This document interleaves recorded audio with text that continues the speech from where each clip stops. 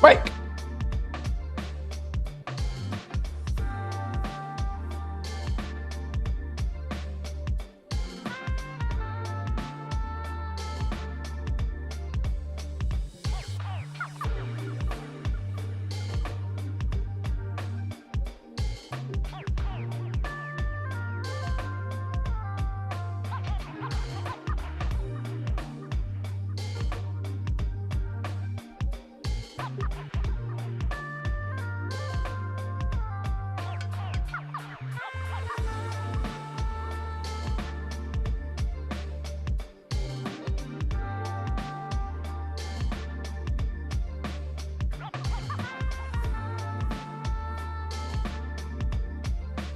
Why is seeking knowledge in the house?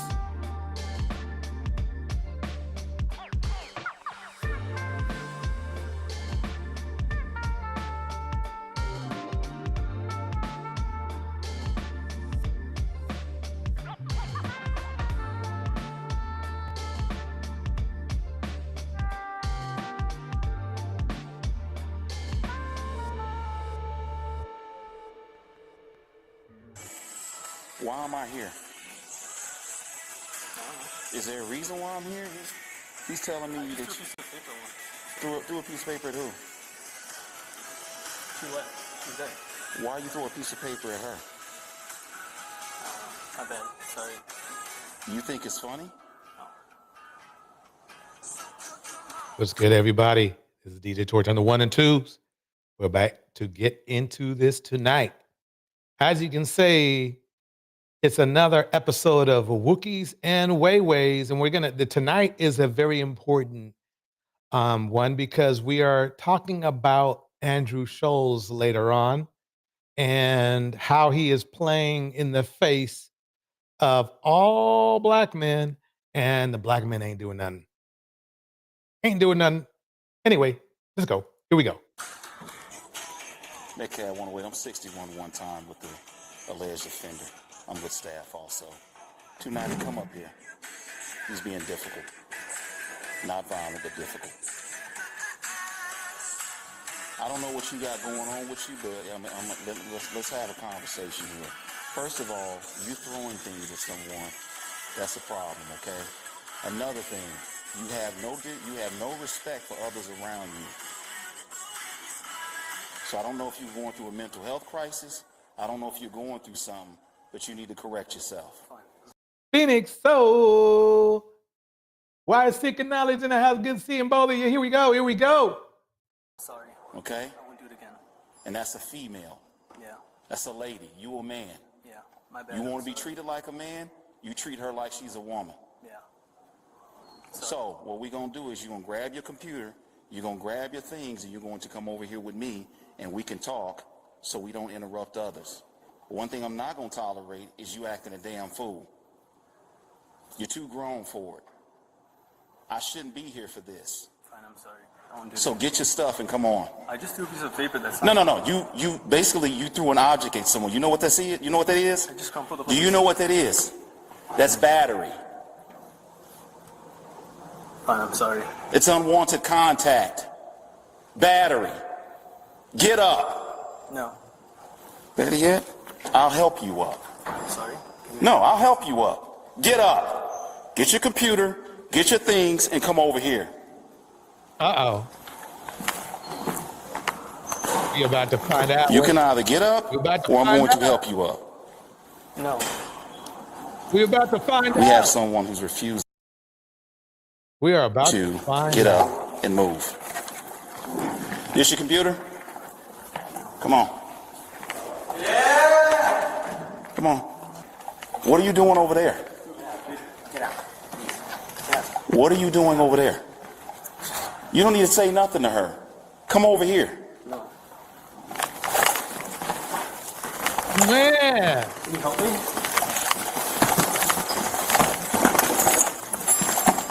Can you stop it? Can No. you stop hitting me? Can you stop it? Stand Please, up. Stop it. Stand up. No. Can you stop it? Well, we'll just stay right here. Can you guys not record me? Can you guys like? Yeah, no, keep recording. Hey, what's going on? Get up. No. Get up. Stand up. Sorry. Can you please stop it? Can you please stop it? He's being What disruptive. He also Stop it! He also threw some materials here at a young lady. Okay. I just threw a piece of paper. It doesn't matter. You're being aggressive. Here, I just threw one piece of crumpled paper. Can you guys stop it? Can you stop it? Stand up and sit down in this chair. Keep recording. What's going on today? Because it sounds like you're being disruptive. I made a mistake. I'm sorry. I just threw a piece of paper. Tell me at what the someone. mistake is. I just threw a piece of paper at someone. Okay. I'm sorry. What led up to that? Nothing. It's something. Something Man. upset you, right? Yeah. Nothing upset me. So tell me what led up to you throwing a piece of paper Nothing at somebody. upset me. So you just decided to throw something at somebody? Damn. 2 weeks in. I mean, this is crazy. I mean, he's in college right now, and he wants to play them games. He wants to play, he wants to play in people's face. Let's see what happens. You just decided to throw something at somebody. As a joke. Like, I was just throwing a piece of paper for fun. Like, No, Do you think that they think it was a I joke? was just hitting on her. So if I go talk to her, He just said, I'm just hitting on her. So literally, he threw something at her to get her attention. That's basically what it sounds like he did. is that what she's going to tell me? Was we were playing around, it was a joke? It's called disorderly conduct, and it's called battery. Where's the staff member? Right here. Okay. You have his ZIPI information? Do you want him removed? Huh? Well, Hey, get back. Come on back come over. back over here. You don't need to talk to her. Young man, come back over here. I didn't do anything wrong. You have done something wrong. staff guy say? You want him out? He said he want him out. What you've done was called disorderly conduct, Fine, I'm sorry. I'm gonna do it again. alarming and disturbing this young woman. You threw something at her. That's battery. You got her info? I'm No, sorry. I'm not. I'm very sorry. Go ahead and get her info. I'm very sorry. Okay? Hey, I'm sorry. Very good point. Very good point. You saw he was wise as you nailed it. When the white officer told him to move, he did it. He sure did. He was quite submissive to, I don't know if he may not be he was just submissive. Let's put it that way. To the Caucasian man. What are you doing? it's too late at this point. Right now, the staff member wants you to leave. Okay. So no matter what you do, what you say to them at the end of this, you're going to have to leave the library. I'm going to give you an opportunity to collect your things and walk out with us. It's Why? up to What did you. I do wrong? Tell me. I just hit on someone. I It's shot my already shot. okay, It's not and that it big didn't of a work deal, out. right? You have upset enough people here. The library staff wants you to leave for today. So let me present all of the circumstances. You guys just attacked me for just hitting on someone. That's not what happened. Okay. Now, how bad that meeting goes for you is up to you at this point, because right now they're not going to be too thrilled with your behavior. But if you continue to cause problems and you don't go with the program here and you don't leave the library like you're being asked to do, it's going to be worse for you. All right. Tam's in the house. Welcome to Wookies and Wayways. Right now, we're watching a college student just literally destroy his career before it even started. He was going to be an engineering star. Here we go. Or worse. Fine. Let's go get your stuff.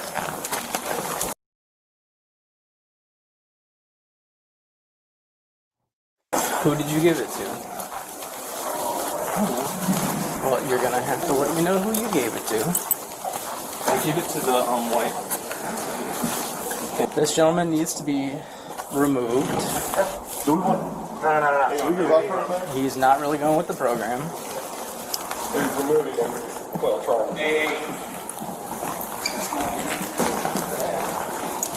Why is this happening? It's I'll go in there. I'll go in there. No. Man, let me tell you. See, when the African American officer tried to tell him what to do, he was all ratchet. But now, when he knows he's in trouble now because the white officers showed up and they're not showing him any love either. So now he knows he's in trouble. Here we go. No. No, you getting out. The female that he is being disorderly with. Okay. No, put him in. We're not going to play this game. I'm not going to keep dealing with you. We have told you already. Help me? Yeah. No, there ain't no helping now. Yeah. Can you help me? We are That's helping it. you. Out of the building. Guys, help me. Don't just record. Stand up for me. What the fuck? Dang, wait. Okay, so that must be the officer's camera. It fell off. Man. I'm sorry, I'll take handcuffs on. No? Dang. Put your arm behind your back. Look at I just threw a piece of crumpled paper at her. No, you disrespected. I just complimented You're being her. disorderly. I just complimented her. What the fuck? Can you stop it? see, he wanted to play them games. I just complimented her. I crumpled up a piece of paper and threw it at her. Yep, let's go down. Let's go down. Why are these people hitting me for that? Can you stop hitting me? Can you stop it? What the Oh, well. Stop it! Can you guys help me?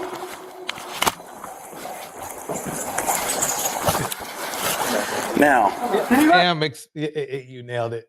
You nailed it. I mean, you know how embarrassing it is for, like, I mean, on a college campus, everybody knows who's who, right? So basically, this happening, even if like it gets resolved or something, he'll be always known as the guy who got thrown out of the library. That's crazy. Help me! we're on a flight of stairs. We don't want to fall with you. Come on.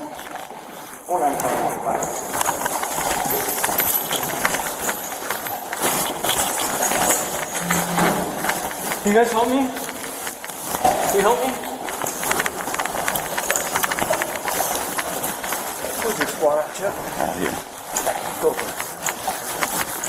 What's your name, my man? Can you guys help me? Hey, this goes a lot, buddy. Can you guys help me? He's asking other people for help when he's being escorted out by police officers. That's that's crazy to me. Here we go. Can you guys help me?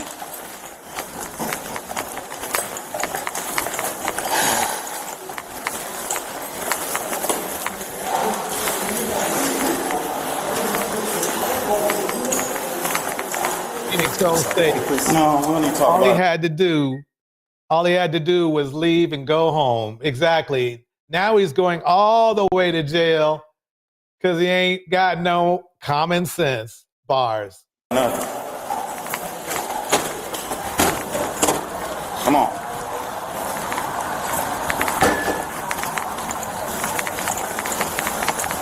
Dude, can you help me? Can you help me? Can you help me? Can you help me? Can you help me? I'm sorry, I won't ever do it again. No, I need to talk to you about He's this. going to that paddy wagon, y'all. He's going to that paddy wagon.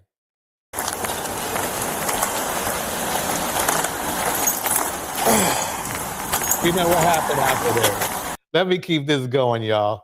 Okay. This is what happens, you know. I don't know why you just won't understand.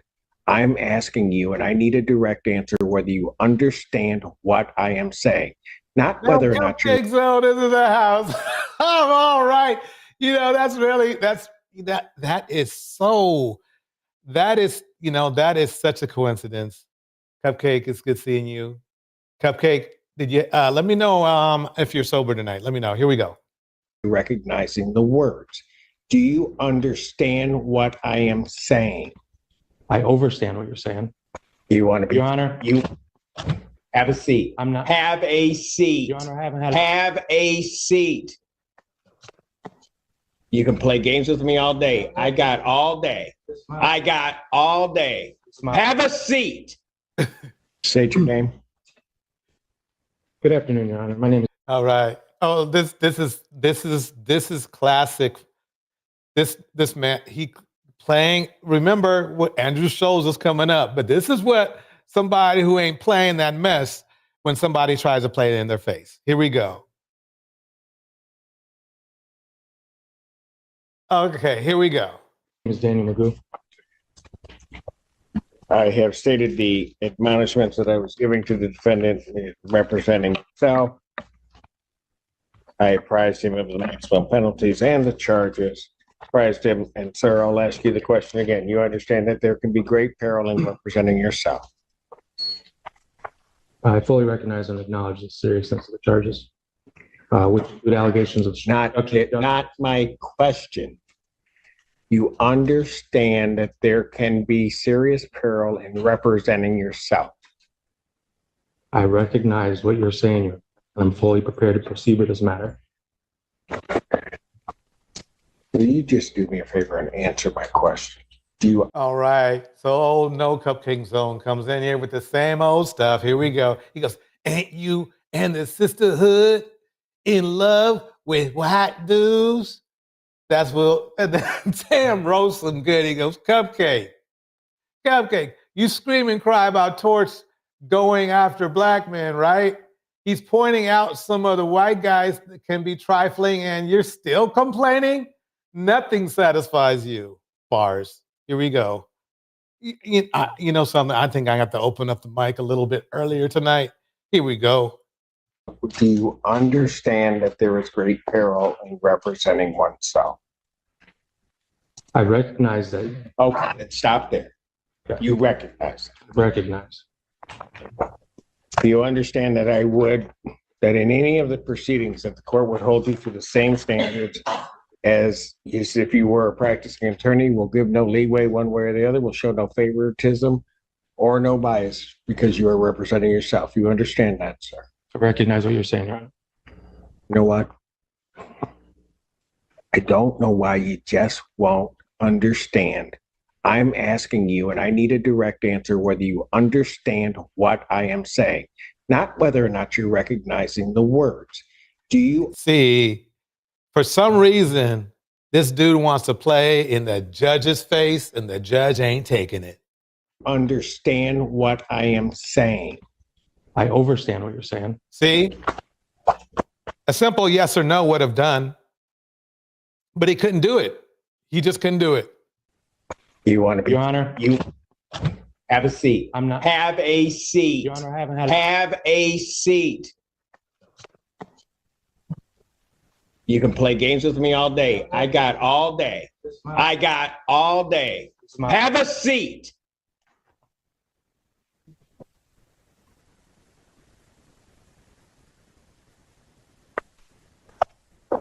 The other one's in custody. I realize we are now at least caught up within an hour. I think those that want to go probably want me to take a break about now. So I'm going to take about a 5 minute, 5 to 10 minute break. I'll come back out and then I'll call the case. Henry Mars in the house. Henry Mars. Hola, fam. Tam says this judge isn't in the mood for BS. Not tonight. He is definitely not. More dusties, Henry. Good afternoon, Your Honor. Daniel Magoo. Here in Dewey Juris.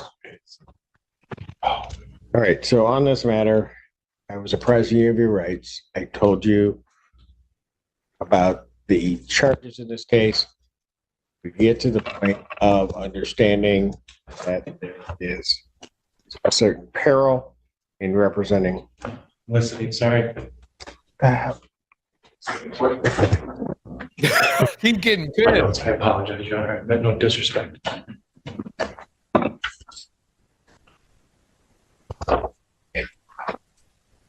And that the court will treat you the same as an attorney in the case. You understand, sir? Listen closer to my question.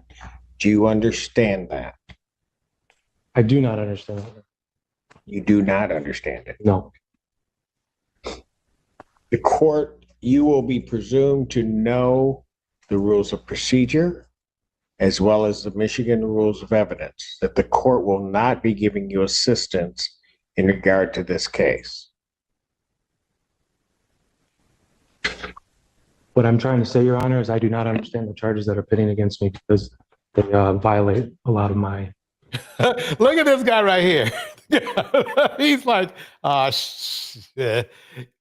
So for some reason, I guess he doesn't want to be represented by his attorney or something. So here we go. rights, and the prosecutor served me the discovery packet on the 27th of last month.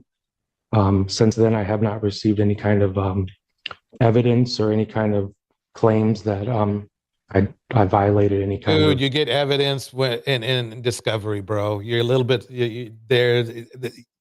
let me know. Let me just keep going. Anything. Got Rich in the house? So I'm here waiting for that. Great idea, Dot Rich. Everybody hit the like. It's free 99, as a famous content creator has told me. It's free 99. Come on, free 99. Occur. So no, I don't understand. Waiting for what to occur? Wait, hold on. Alexa, stop talking. Alexa. Okay. This Alexa system is just something else. Here we go.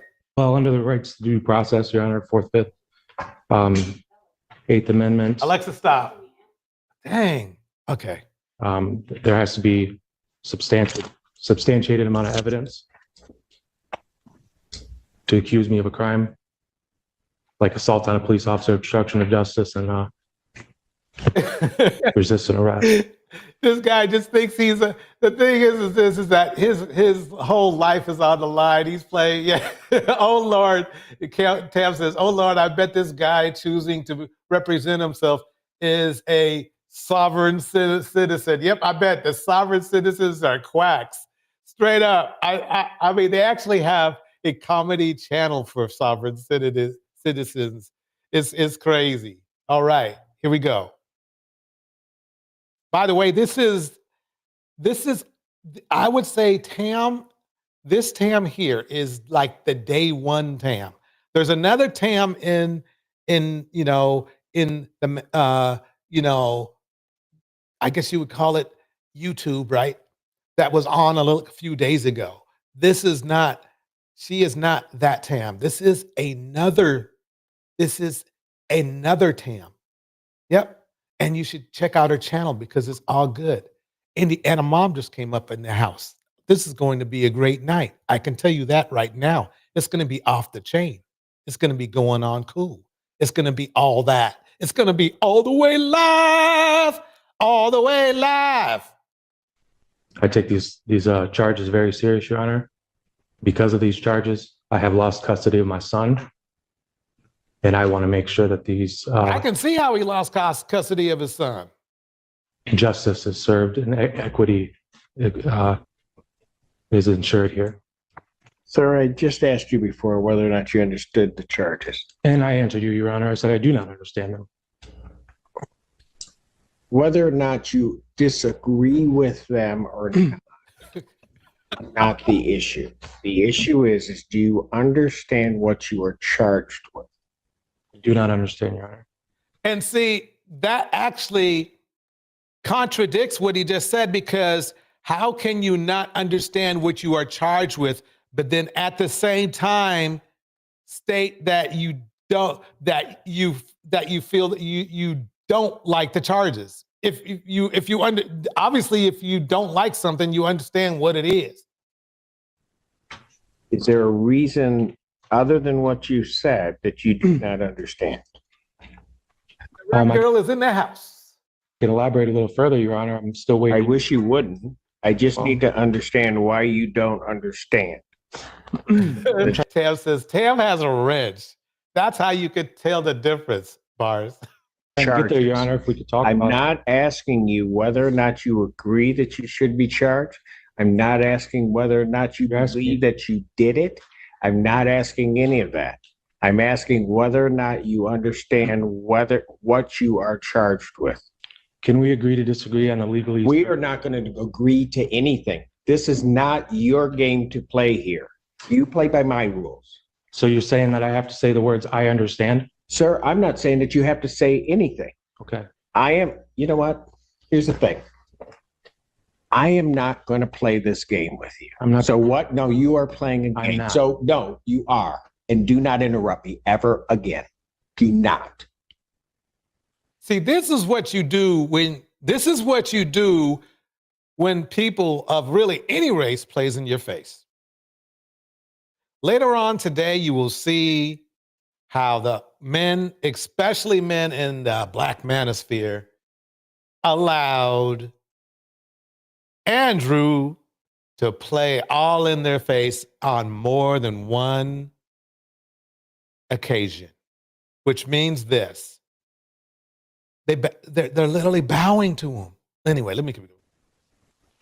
So what I'm going to do is I'm going to give you a week to think about it, because I'm not going to sit here, call your case up 4 or 5 times for you to sit here and to go through this whole, try to play some semantical game. So I will adjourn this out to December 12th, 2024. I will adjourn it to 9 a.m. or I will, do not interrupt me. I can object to Do that. not interrupt. Do not. One more time, you're going. I've given you fair warning. Look, the officer's getting ready because he already knows what's going to happen next. He knows the guy's already being like that. You know, here we go. I'm adjourning the proceeding out. If you are objecting to that, objections noted. It's still adjourned out to the 12th.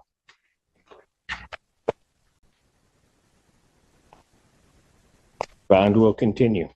You Your may Honor, leave now. I have constitutional. You may leave now.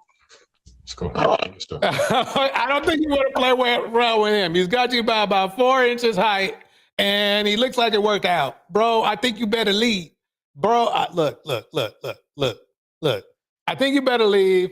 You know, it looks like to me he's got an advisor here, but he's probably so narcissistic, he probably thinks he's a better lawyer than the lawyer is, which is right here. So that's very interesting to me. He put on a show. Here we go. I have a right to a You counsel. may leave. Do I not have a right to a counsel? You want an attorney? You may get want an attorney, sir? I need somebody to explain the problem here. Do you wish to be represented by an attorney on this? I do not need to represent myself. I'm presenting myself.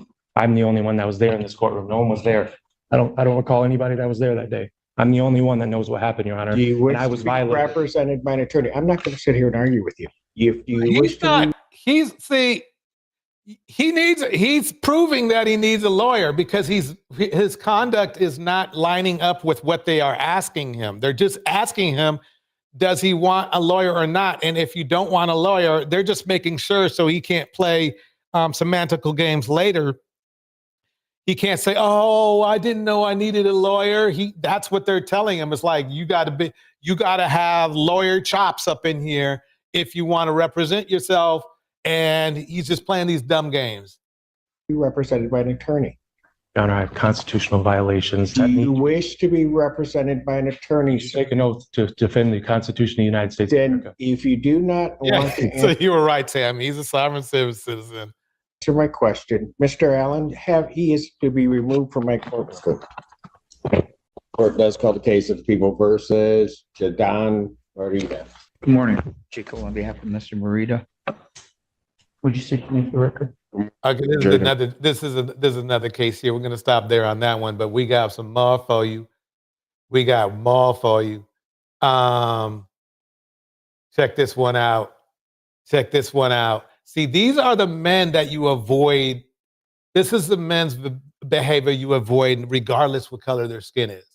And I want to make that clear. This man right here is going to break down something about Wade Wilson. So here we go for a minute. Here we go.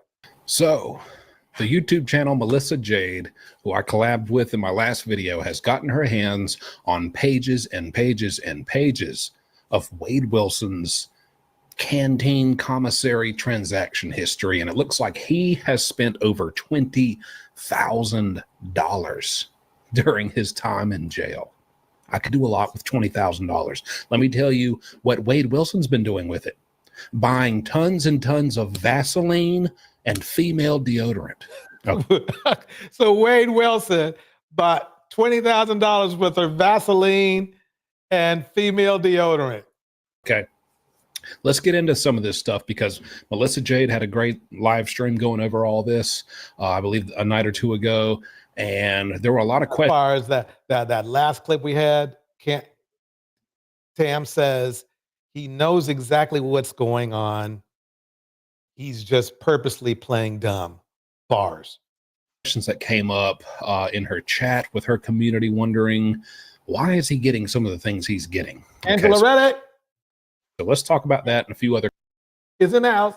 questions that seem to keep popping up in her chat. First one being, he is buying high quantities of hair ties, hair scrunchies. Okay, if they're anything like in my county jail, they're the little black little hair tie bands. I don't know why he's getting so many, if he's getting that many, but I can tell you this. It's, you know, it's not necessarily to put your hair in a pretty little ponytail, okay? You can use them for all type of things. These are essentially rubber bands because inmates usually aren't allowed to have rubber bands. I'm sure there's some prison somewhere in some city that are allowed to have rubber bands. But usually you're not going to be able to have rubber bands. And so those are kind of used as that. I mean, there's guys who just flat out, call me crazy, they just want to wear them on their wrist, to have something on their wrist, just like anybody wants to wear a bracelet or any kind of watch or whatever, you know, something to wear on your wrist. You know, He's trying to see what he's trying to do. He's being nice. He's trying to justify why, you know, one of the most notorious convicts,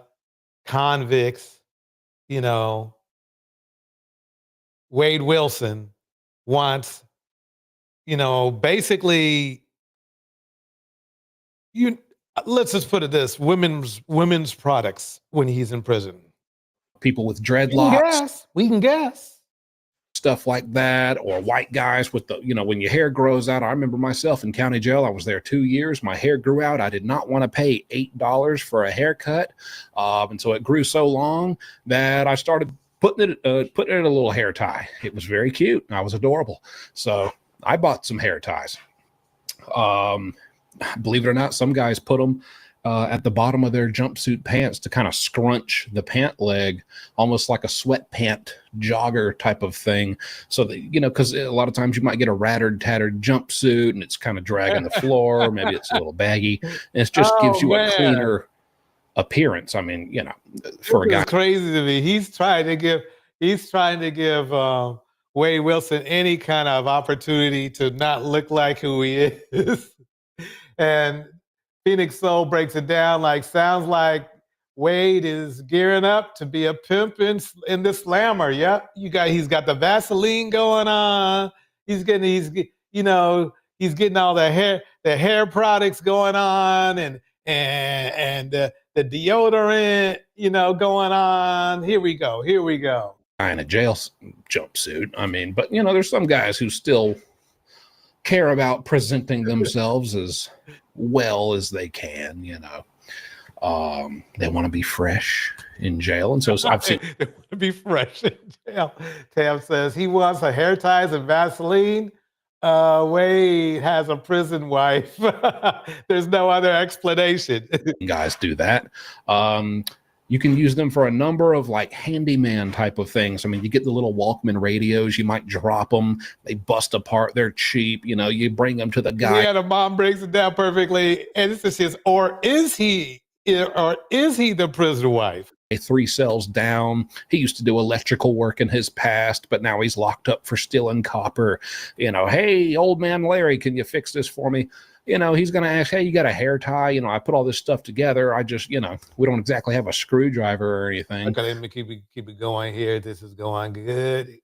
Okay, this is what's going down. Here we go.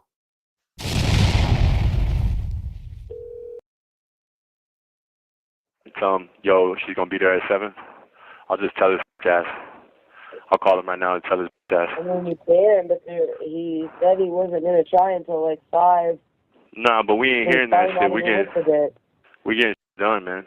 I would just say, just text his girl. Say, yo, I'm gonna be at your crib. I don't want to text her. It's pointless. I don't even think she tells him. So what you want to do? I mean, I'll call and you can leave a voicemail. But I think that'll do more than a text. All right, bet that up. If you think that's solid. So are we good though? Are we straight though with whatever you talking about with mom? Can you push that off past 7? Or before 7? What? Your thing with mom, can you push that off to after 7 or before 7? Not really. Okay, so how we going? Dang, the lady on the other side of the, she sounds like she's had one too many. You know. How we gonna do both then? So I don't know how I'm gonna. I don't know. You taking mom out? I don't know yet. Taking mom out to dinner again? Well, again? What do you mean? How? Okay, go ahead and call Red. Sorry, never mind. I'm not even trying to hear that. Let's just go ahead and call Red, and I'll leave a message. I'm just confused at what you're talking about. Because no. Here's what I'm talking about. Me and you been talking about this since like Friday, Saturday. So our plan is set. Okay, yeah, I get that. But when my mom asks something of me, I have to do it. I live under her roof. I don't have a choice. What, she wants you to go to dinner with somebody? I don't understand why I have to move the time of dinner when I can move the time of this. Who does she want you to go to dinner with? If you don't understand what he's saying, he's actually talking in prison code talk, because obviously he's not going to anybody's dinner unless it's inside the prison. You going to dinner with? I'm not going to dinner with her. Did he use pretty much the same tactics as well? But he used pizzas. I have to cook for her. You got to cook for her at 7 p.m. She only eats at certain times. Like if I come home at 9 o'clock at night, because every time I take this motherfucker, it takes 2-3 fucking hours. All right, so you tell me. Hours every time. I'm not gonna get home till after curfew when I take him at 7. So I might as well kiss dinner bye with mom.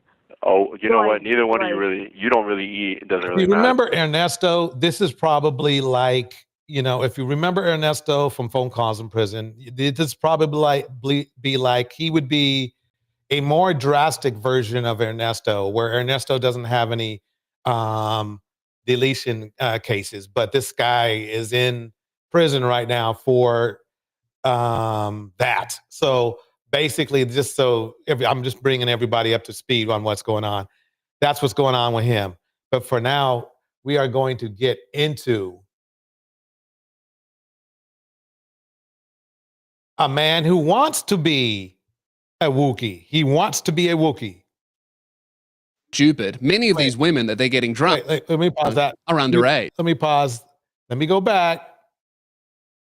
We all know about this. Let me let Lewis break it down to you. Here we go. I don't know who needs to hear this, but an alpha male isn't a guy who invites 14 women onto a podcast to call them.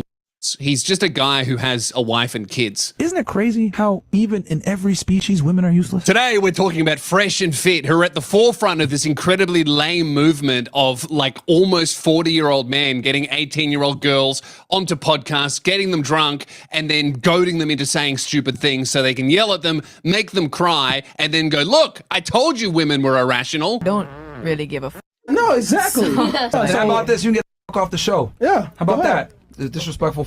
Matter of fact, real quick, any of you guys want to get up and leave, you can feel free to leave. Imagine being 34 years old and your job is yelling at 22-year-old women who only come onto your show to promote their businesses to your loser audience who invariably sign up to their services despite your message preaching that it's wrong to do so. You're 34 years old, you're unmarried, you got no kids, and your job is a podcast where you yell at chicks. Because at the end of the day, you guys are all anyway. You're not an alpha male. You are a loser, brother. Bro, chat, real talk, this is what you guys are dealing with these fucking girls. They'll be thinking that they're on the same level as you. Raquel nails it perfectly. Funky and fake bars. And you know what's scary? These stupid bitch. They mean it. These podcasts are all the same. The male host is a dude who has a bad relationship with his mother and dislikes women as a result of that. He'll invite the type of woman that most reminds him of his mother, a person he has a bad relationship with, and then he will have an argument with them, making him dislike that type of woman that he relentlessly keeps inviting onto the show, and then he will tell his viewers, which are mostly, 15 to 22-year-old boys, he will tell them that's what most women are like. No, brother, that's the type of person you're inviting on the show to have an argument with. The only person demonstrating a consistent behavior pattern is you. Fuck these bitches, man. Bars. I'm just getting you warmed up with that. And let's see. This is the one right here.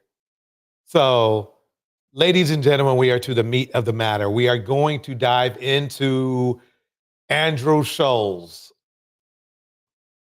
the Wookiee of the week. Here we go. Well, my opinion of it all. Go ahead. This is my opinion of it all. I don't should say think Wookie of the week. he gets it. I really think he doesn't know that he's playing with danger.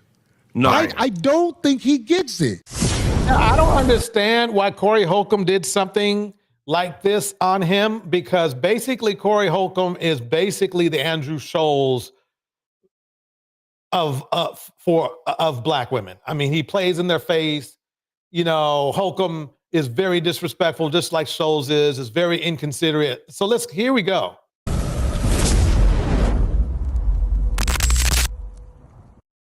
Corey Holcomb issues a stern warning to Andrew Shulz about his remarks regarding How ironic is that? Kendrick Lamar. I tried to say something about it in my last video. You know, maybe Shulz doesn't want to hear from somebody like me. Maybe a comedian, a respected comedian, could actually get through to him. Let's hope so. A respected comedian. Yeah, right. Okay.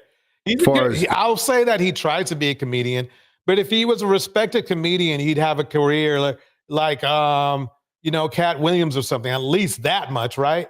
But he's not, so why are you even calling him a respected comedian? The only people that respects him, Corey Holcomb, are other, misogynists. That's basically it. Here we go. His tweets, he seems to have slowed down on Twitter with the insults and going back and forth with people, but that only lasts so long. The ego is a very mysterious thing. I think Corey makes some real valid points as to why Andrew Shulz should stand down. It was crazy to do in the first place.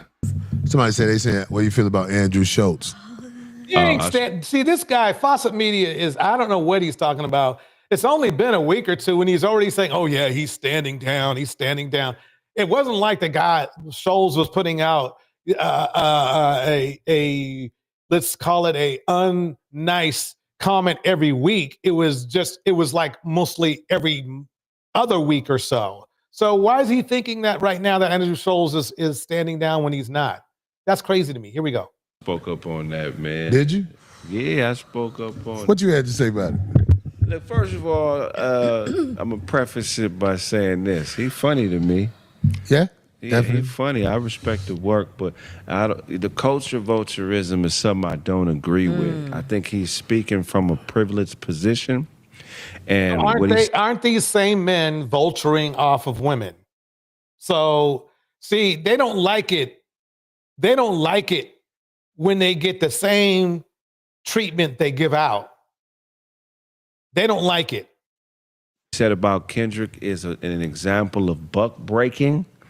When you threaten. Remember now, these dudes make the same comment about women, and you see how much problems they have with it. A person's manhood to show authority, or disrespect him in front of his wife to show authority. That's a way to try to break somebody's kind of spirit. You know what I'm saying? So I just felt like it was it was a poor aim at trying to assert dominance, you know what I mean? So I think Kendrick needs to be very careful if he responds, because in my opinion, comedians, we can go deeper than rappers when it comes to issues, you know what I mean? No, that's not necessarily true. You should be able to, but most of today's comedians are just trash talking women from what I can see. Can go a lot further than they can because their audience is trained different. A rapper's audience is trained to listen to them 3 minutes at a time, sometimes. And I don't think Kendrick's really going to go in depth on dissing a comedian. I said this is a rare opportunity, a rare occurrence where a comedian and a rapper clash, but I don't think Kendrick really mentions Andrew Shulz again after seeing the result of this. To listen to the album. And that's how dumb this guy is. Kendrick never mentioned, Shulz by any name, He never did. But Shulz, being the narcissist, thought he was talking about him.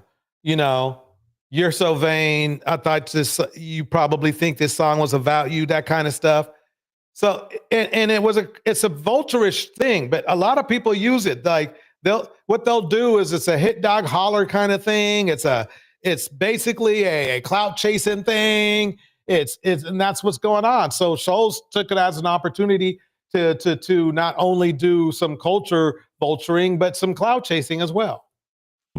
But good comedians, we get people's ear for a long period of time. So just be very careful, because what he said about Kendrick, attacking his manhood, even taking the position on his show, he said something that I thought was very dangerous. It's called a dog whistle in politics. It's when somebody uses coded language to galvanize a base, right? So in his response, he was like, to Kendrick, he was like, and I'm preparing for my special for a week, so I'm not knowing what's going on. And when I finish my special and shoot it, all my black friends called me and they were like, hey, did you hear Kendrick is dissing you? You heard what Kendrick said? But all my white, Latino, and Asian friends called me like, congratulations on your special. Do you feel what I'm saying? Yeah, so that's coded because he's already does that often. That's already putting out the messaging, like, it's one side against another side. You know what I mean? So that's one layer of it where I'm like, damn, that was slick. And then he's also speaking in a logical fallacy. Cam breaks it down perfectly by stating, here's what I'll say about Andrew. He's comfortable making jokes about S-ing a black man. Why do you think he's comfortable doing that? Right. By the way, my question is rhetorical. Bars. An ad hominem, as well as a play. Is it play to authority? I forget which one it is. But instead of sticking to the issue, I think Anala says yes. And Myron criticizes weave. Make it make sense. Because Tam was asking, does Myron wear a weave? He probably does. He's probably, there's something called a man weave. Like when you're balding on top, and I can tell by Myron's, jeans that he would bald on top. And what they do is they put some glue on some fake hair, and they glue it to the top of your head. They glue it to the top of your head, right? And then then they cut it to size. And it's not necessarily his whole head they're doing it to. It's usually the top of, let me show you. It's usually the top of your head. Like this right here, what they do is men wear man weaves. They just don't tell you they're wearing a man weave. And it's getting very popular. A man weave is getting, I don't know how we got onto this, but it's something I need to explain. A man weave, what they do is like if a guy is either like he's losing his hairline or he's balding on top, they shave it down like that, right? And imagine he's got hair here and here, right? They're shaving it down and then they're taking literally what looks like a scalp, but with hair on it and popping it on top, placing it, and then they trim it just like real hair. Man weave. I guarantee you there's some hypocrite out there saying, I don't like when women wear weaves, and he's got a weave. I guarantee you. Anyway, back to the show. Here we go. He's making it bigger. So he's just trying to choose, everything else around the issue instead of dealing with the issue. And the issue. That was that all right, Andy. Let me pause that. Let me get right into it now. So basically, this is what's ironic to me. This man right here has no problem disrespecting black women all day, every day, Sundays, Mondays, Fridays, Monday, Sunday, Saturdays, and Monday, Tuesday, Wednesday, Thursday, Friday, and Saturdays. He doesn't mind doing that. He will disrespect women just like Andrew Shulz disrespects him, per se. That's how cowardly this guy is. That's how ironic this whole thing is. That's why I have a problem with him even bringing it up. I do believe black men need to bring up the issue with Andrew Shulz, but the problem is this is just the wrong guy. This is just the wrong guy.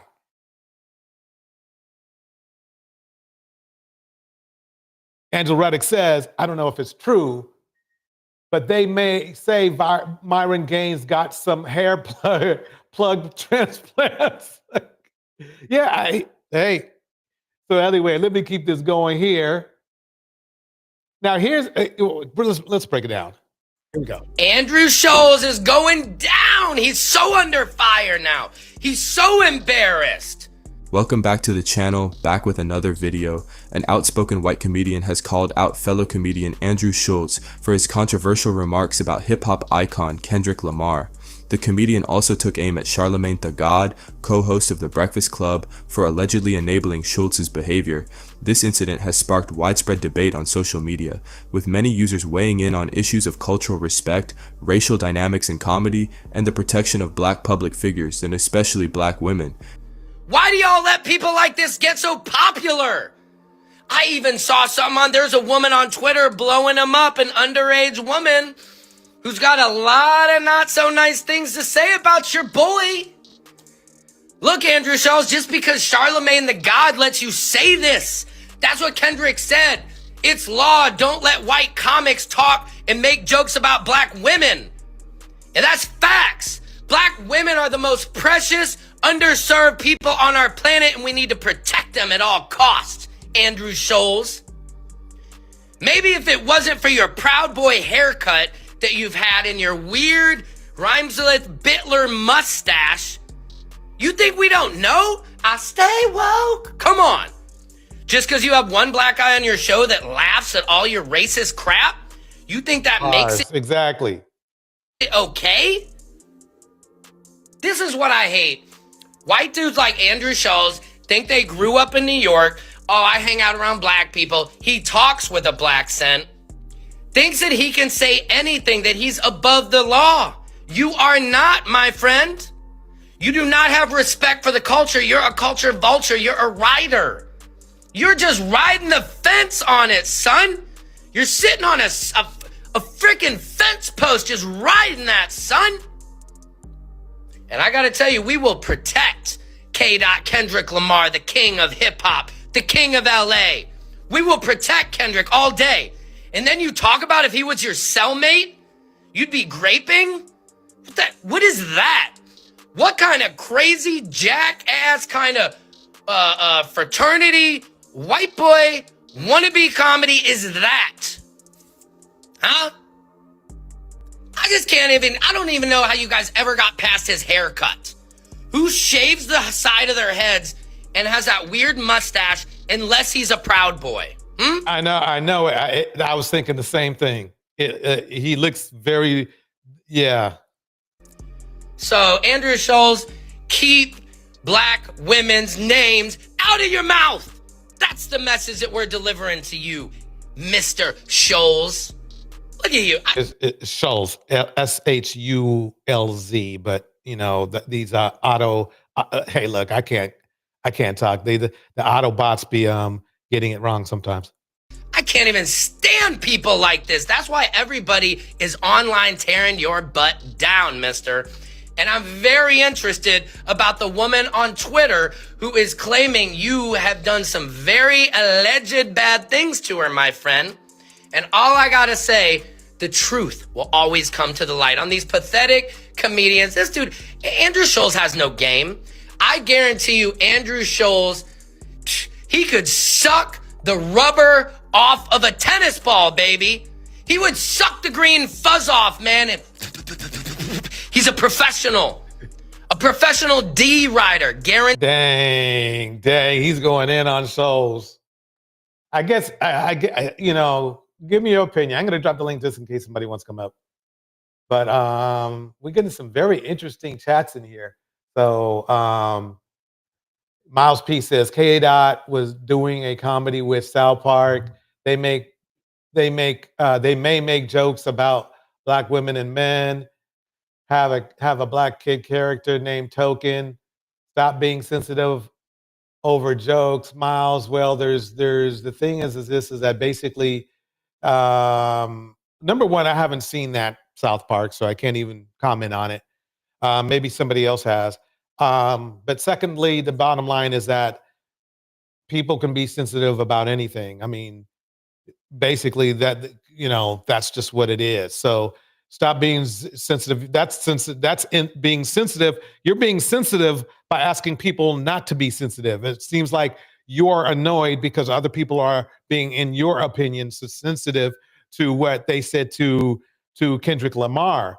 And that means you're being sensitive. So, I mean, you're being sensitive in your way, and other people you believe are being sensitive in their way. So basically, yeah, people can be sensitive if they want to, because otherwise they're telling Shulz to stop being insensitive about black men, and then you're telling the people who were offended by what Shulz said not to be offended about what Shulz was saying, which means that you are offended by the people who are being sensitive about what Shulz is saying. So you're literally trying to tell people something they feel already without, and being just, and really kind of in a hypocritical way, kind of trying to control people. Let me keep it going. Here we go. Guaranteed. Charlemagne the God, how long are you going to let your boy talk like this? You call out everybody else, Charlemagne, huh? You've been too busy plucking your damn eyebrows, Charlemagne. Charlemagne is kind of like I'm not a great fan. Let's just put it that way. Here we go. Charlemagne, the Breakfast Club, you need to wake up, son, and call these folks out. Like Kendrick Lamar did. They not like us. Andrew Shulz is not like us. So we stand for Kendrick Lamar. We put a wall. I'm not worried about the border. I'm worried about putting Why do we have to hear? Why is this man? Look, I've been looking into this. I've been looking all over Black YouTube, and not one Black manosphere dude or anybody went in hard on Shulz. In fact, I can't even, it's hard for me to even find the men in the manosphere or anywhere in real Black YouTube is basically the manosphere because there's nothing else. But anyway, they didn't go in on him hard like this guy right here did. So a Caucasian dude goes in harder on let's say not cool white man more than any other black man in black YouTube. That's kind of weird. I don't know everywhere else, but that's just kind of sad to see that. Here we go. a wall up around Kendrick. LA Gold. You better watch it, son. Dedication, hard work, plus patience is some of my sacrifices. I'm done waiting. Exactly. Angela Reddick perfectly said. The one or two Caucasian celebrities that spoke out against Andrew Shulz make our black men look weak and stupid, who basically said nothing about Andrew's jokes about black women. Bars. There's been more Caucasian men that have defended black women. This is crazy that I'm saying this. I'm laughing. It's crazy. There have been more. Let me go on screen for this one. There have been more Caucasian men that have been defending black women than there have been black men defending black women when it comes down to especially situations like Andrew Shulz. You can't make the stuff up. And the funny part is it's because black men, they're busy disrespecting black women as well. So I don't get it. We need to fix that. I'm done waiting. Now you see what I've been saying. Dedication, whoa. Protect our LA hip-hop stars and black culture. This is Secret Service Sam out. Samson for president. Andrew Shulz, known for his brash and unapologetic style of comedy, is no stranger to controversy. His brand of humor... Pause it right there and break it down with Shulz. Here we go. Get away from that beat. NX and the song "Whacked Out Murals." We were on the air, and I remember listening to that song. Have you ever had black girlfriends? Yeah. Have you ever had white girls? Yeah. What's your favorite? We love them all. Yeah. That means white. Yo, who gets Kendrick fans? This is it right here. All right, and that's James and Fuhad from SHXT, I can't say it, and Gigs, right? Yeah. That's their podcast. It's an award-winning podcast. I used to like their podcast too. And so people were up in arms over this. I saw a lot of people commenting on how... Let me see here. Rappers are telling comedians we need to be more respectful to women. So we gotta sit back and reflect. Yeah. Listen, nobody has respected women more through art than rappers. Okay?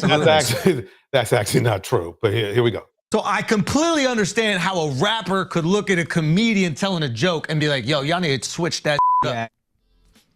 All right. So, yeah. So still, making sure. Let me make sure.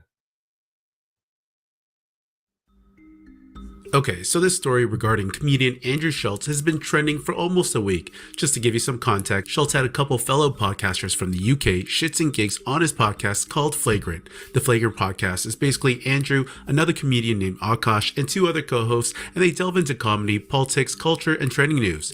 So when those 2 British podcasters came on Shulz's show, the conversation turned towards black women whose ships and gigs have a loyal and huge following up, and that's when Andrew began to turn up the heat with the jokes. I'm going to play you a clip of what jokes he made, and then I want you to see the reaction of the 2 UK podcasters.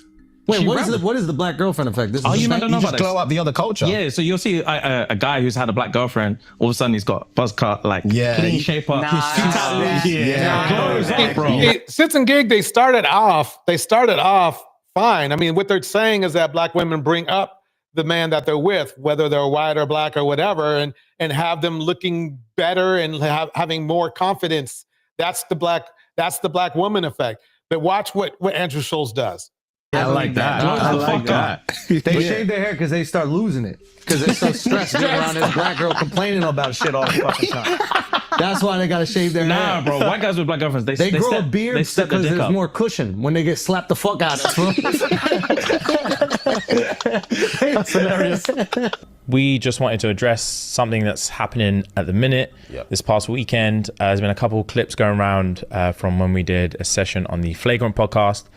They're all laughing. See, now they're trying to clean it up. But remember now, the only reason to clean it up now is because they got, just like when somebody, when they always do this stuff, it's not because they're really sorry, but because they saw that it didn't work. While we were on our US tour. And there were a few jokes made that were incredibly inappropriate. One specifically pertaining to black women. And in the clip, Andrew was making a joke. I'm not even going to get into specifics. Making a frankly racist joke. And we were laughing at it. And to give, there's first of all, before we get into specifics or anything like that, obviously there's just literally no excuse. There is no excuse. Agreed. And fight or flight is a real thing. Fight or flight is a real thing, and it's so not easy to say, but when you're in those situations, you look at it through a lens of bro, if it was me, I promise you I'll stand up, I'll kick them cameras down, I would smack homeboy in the face, I would say this, I'll do that. But when you're in there, you're in shock. You're in shock, and all you want to do is move on. Yeah, the problem is that they weren't in shock. I mean, basically the problem we have is they were not responding right. Hold on one second. I got to check something out. I'll be right back. Let's see. I heard my phone. Where's my phone at? Where's my phone at? It's not that phone. This business gotta have more than one phone because these people are crazy on the internet. Okay, here we go here. Okay, here we go. Okay, so anyway, that's the sad part, is that basically these men are they could have set him straight on the show right then and there. So, wait. Okay, wait. Okay, Tam, I'm dropping the link again. Here, I didn't see you. I have this new system, so you know. Okay, dropping link. Okay. There, okay. So, okay, here we go. So, anyway, let me play some more. Here we go. But when you're in there, you're in shock. You're in shock, and all you want to do is move on. Okay, so following that podcast that happened in July, it took about 2 months for people to start canceling these 2 Brits. So as mentioned earlier, their podcast is from the UK, and they have a deep following of black females, and basically their core audience wasn't too happy after they saw the clip making the rounds. The fact that these 2 were laughing and not sticking up for black women made the situation worse in the eyes of their fans. So Ryan Clark, Channing Crowder, and Fred Taylor chimed in on this story on their Pivot podcast and listened to what RC and company had to say. The first thing is, when you think about all right, Tam is in the house. Everybody give her a hand of applause. And so far, Tam, what do you think? Hello? I can hear you. Oh, okay. What the hell, DJ Torch? I hit the link before. You didn't let me up. Why you gonna jam me up? No, I didn't. I am totally gonna jam you up. Yeah. This is this is a different platform than I had before. So What happened to StreamYard? StreamYard wanted to double the price, to be honest with you. Oh, And so I was like, not cool with that, you know. Okay. So I'm back on Restream, but this time it's working for you. Remember a long time ago when I used Restream? I mean, a long time ago. Was that Restream or was it something else? Yeah, it was Restream, and and that wasn't working with your iPhone, right? Remember that? Yeah, something like that. But no, I want to address the last gentleman, the white guy who was calling out Andrew. How do you pronounce his last name? Skulls or Skults or what is it? Shulz, Schulz. SHULZ. Yeah. I'm sorry, Andrew Shulz. I'm sorry, I was not buying that guy. That guy calling out Andrew Shulz. I wasn't. I think he was just trying to pander. Like I said in the comment, I think maybe he has a crush on a black girl at his job and he's trying to impress her. I'm just. I'm sorry. I'm just talking. Just the way he's like, oh, son. It's just like, dude, you don't really talk like that. Stop trying to pander. Right. Like if you want to defend, fine. But it's just he's doing a little bit too much. I think he's just trying to impress his black crush. That's all I think he's doing. Black crush. I like that. I'm sorry, I wasn't really buying it, but that's just my opinion. Maybe I'm wrong, but I just wanted to point that out. Now that's a very good that's a very good point. He doesn't. It didn't sound like he didn't sound like it didn't sound natural. Let's put it that way. Exactly. It didn't sound too natural to me. And listen, this is the thing with the whole Andrew situation. I understand he's a comedian. I get that. Listen, I have nothing but respect for comedy. I truly do. I understand comedians, they're going to joke about race. Okay, I'm not naive. Race is always going to come up, but there's a way to do it where it's funny and it's non-offensive. There's a difference between that and then just saying racist, ignorant stuff and just trying to disguise it as, oh, it's just a joke. I'm just kidding. What Andrew did was not just a joke. I think he was generally being ignorant and he tried to cover it up with laughing and trying to pretend it was a joke. So I'm just not buying it. Yeah, I agree. I mean, and to me, I know it sounds weird, but his whole hairstyle and everything, he seems like the one good point the guy did make is he looks like he's a Proud Boy, in that he would be, If Andrew wants to look like Freddie Mercury, he needs to just say that, okay? And just shout out to Queen. Queen, I love the band Queen. So man. I mean, he made some weird comments about Kendrick Lamar. I mean, Freddie Mercury, may he rest in peace. He was gay. So I don't know. It just, Yeah, you're right. You're right. Maybe Shulz is coming out. Maybe Shulz is coming out sideways, right? No, and no disrespect. Love Freddie Mercury. I love Queen. I love all their songs. So I don't know if Andrew's just trying to tell us something else. I don't want to speculate, but Good point. That's a very good point. I mean, yeah, you nailed it. You nailed it. Here we go. So I don't know, because joking about SA is just weird. But go ahead.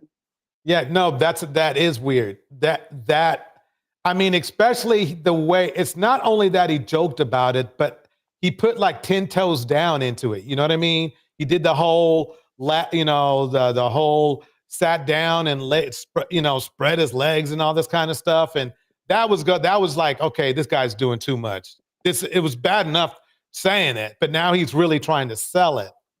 Yeah. So. All right, let's see what Ryan Clark has to say. This is Ryan Clark. He played NFL.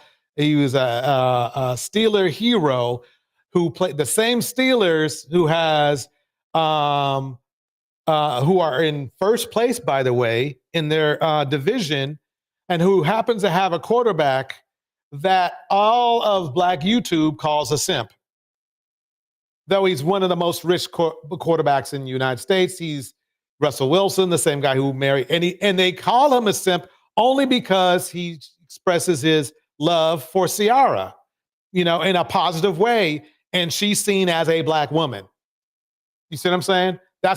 So that's the weird thing. But anyway, let me play what Ryan Clark was saying. To say, The first thing is, when you think about the two podcasters from the UK, is we don't know if the black experience there is the same as the black experience for African Americans or black people that grew up in America. I'm sure to be on this media tour in the US and to sit with Andrew Shulz was a big thing for them. I don't care if it was a big thing. And in addressing Andrew Shulz, who I do think is funny, who sits with Charlemagne and has some of these discussions about the culture, I believe he got too comfortable. So I would like to explain some things to him. I want to explain to him the black experience, the black woman experience from my point of view. It was watching my mother start from a bank teller and work her way up for decades to run her own collateral department, only to be mistreated when the bank was sold to another bank, and be so sick on Sunday that I finally had to say, hey mom, you're old enough to retire. It was to see her go to that same job 8 to 5, to be treated anyway that she had to be treated because she only had a high school diploma, and then find ways to not only feed me, but do homework with me and my brother, take us to practice because my dad worked 3 jobs. That was the first black woman experience that I had. Right, the second black woman experience I had is marrying a black woman and watching her sleep on my cot as doctors try to figure out why I'm 140 pounds and I'm a 30-year-old man who was 205 pounds a month before that. Her telling me months after that she would just go in the bathroom and cry every night in the hospital because she didn't want me to worry about her because I was so sick. Right? For her to hold my family together so I could be in the household with my children when I was doing things and I wasn't shit. That's the black woman experience. The black woman experience is black women caring so much about the nuclear black family, black women taking care of young black men to teach them how to be leaders, to teach them how to be strong, to teach them how to care about their God, about their family, and it's about their communities. And to raise their young black women to be independent enough to take care of themselves, but to understand how to support a family, how to support a man, while also understanding how to get it on your own. That's the black woman experience that I know. The reason that black women are tough is because when you're mistreated in the way that black women are, if you're not tough, you just die off, you don't survive. That's the black woman experience. And the other piece of it is too, is something that I've learned, and I learned it from black women, is people feel so comfortable disrespecting them because we don't respect them publicly, right? White people for so long Bars. So that's probably why Andrew Shulz felt comfortable saying what he was saying, is because, you know, he sees all the black men disrespecting black women. So why didn't he just join in? You know, he thinks he's friends with he has 1 or 2 black male friends. You know, that's enough for him to jump in. What do you think, Tam?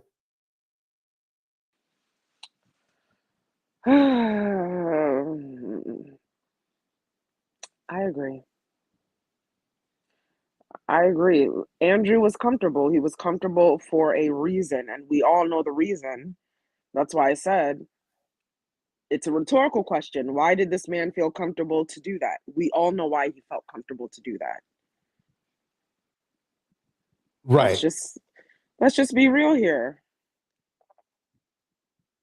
Exactly. Just saying. Exactly.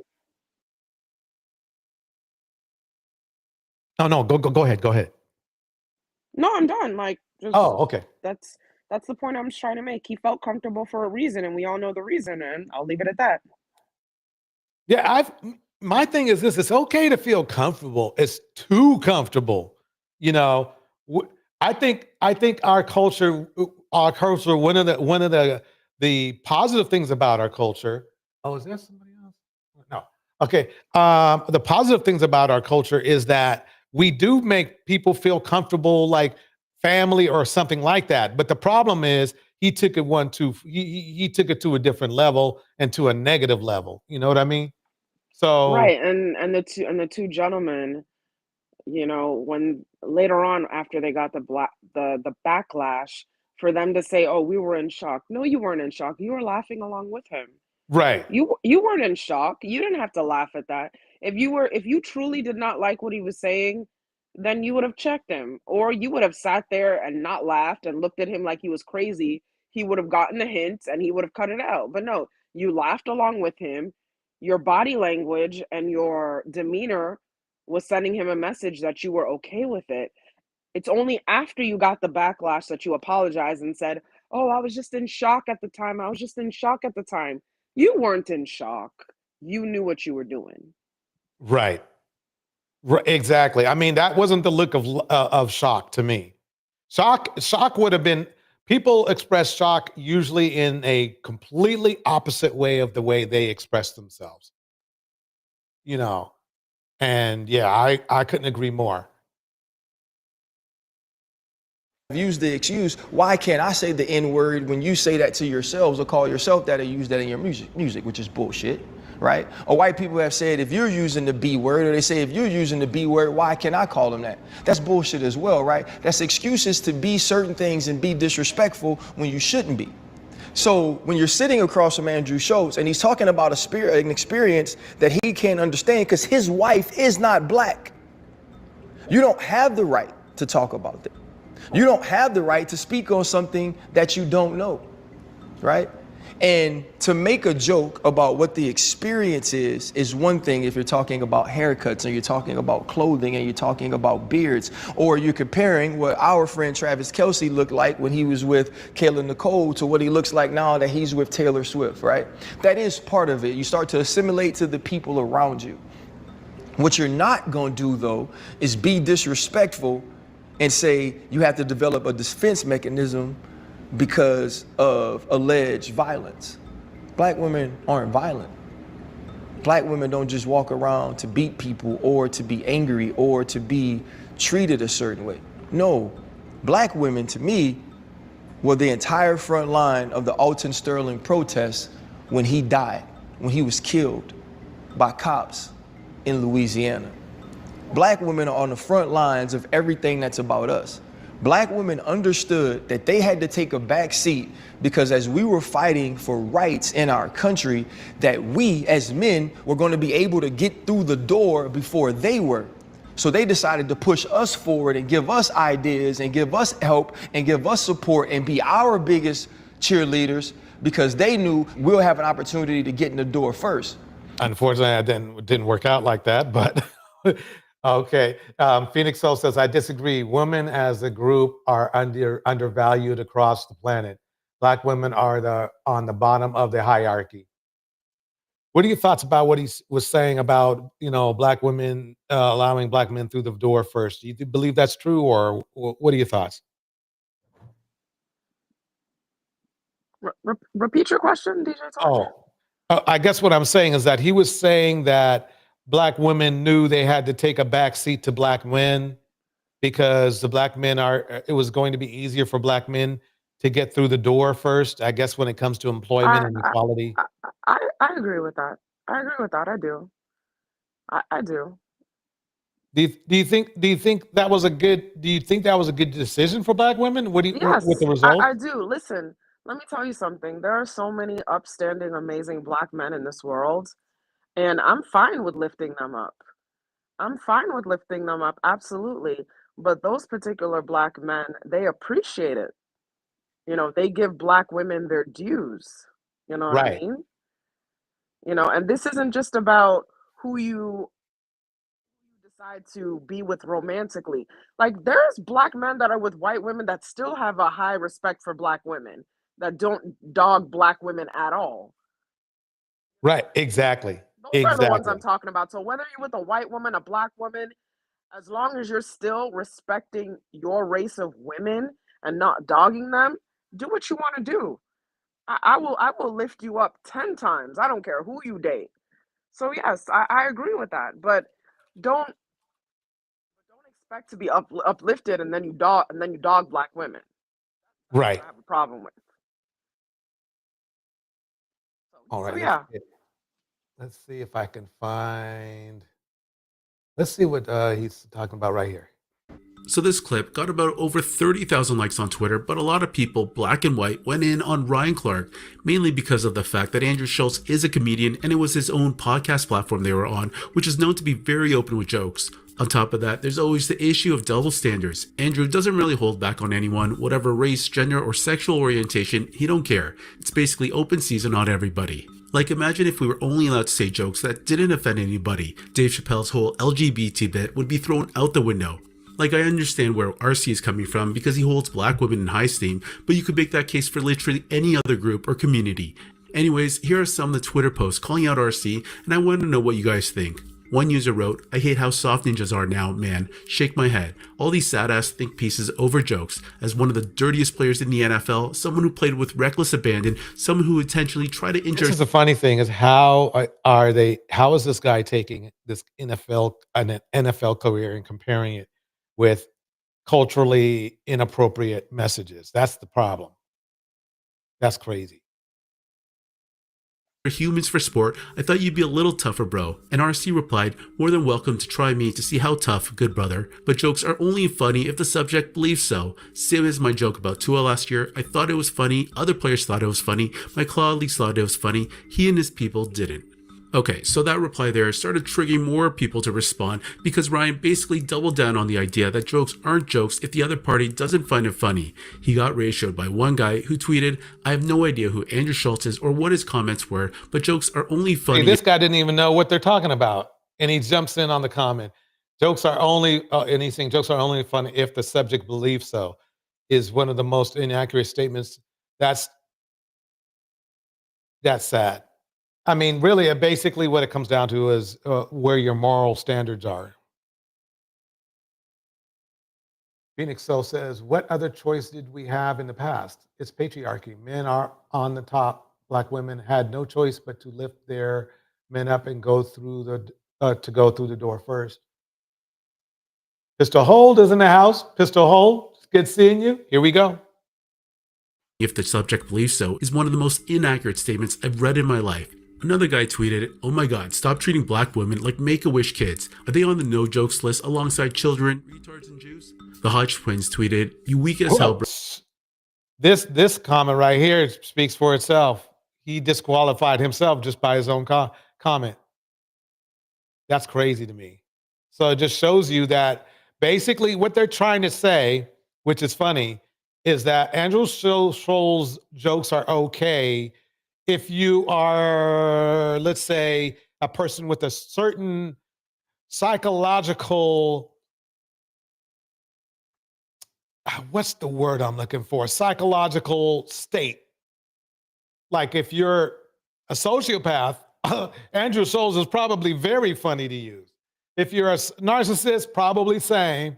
You see that kind of, those are that, and believe it or not, that's a very large market of basically creepy men. So yeah, they could see.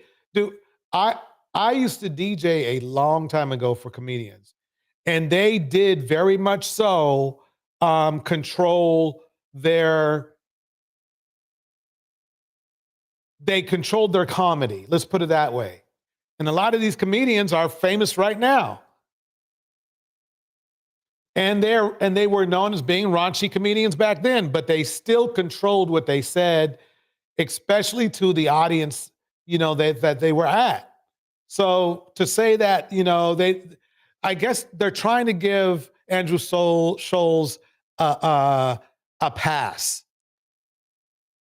And the funny thing is it's coming from other people who are just have the same mentality as Andrew Shulz. That's what I see.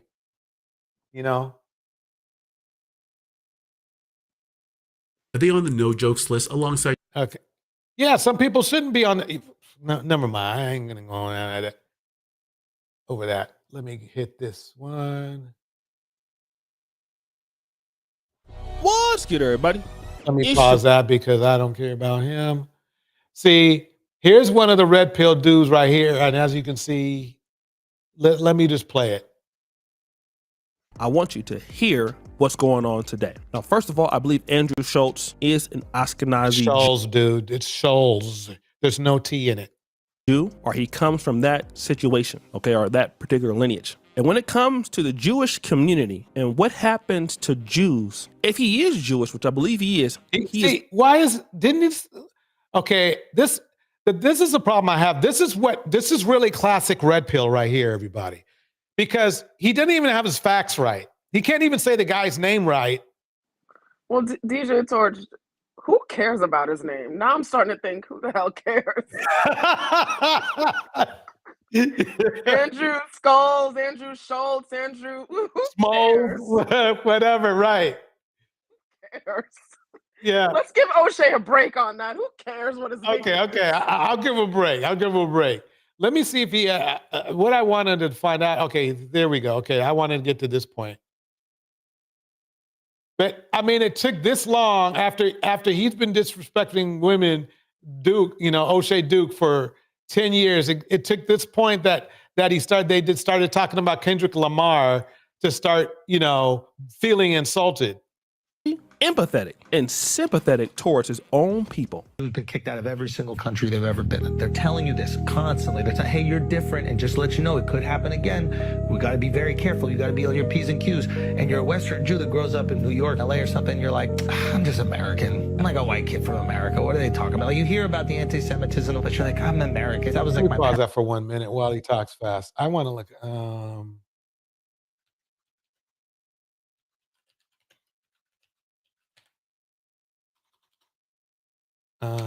Okay.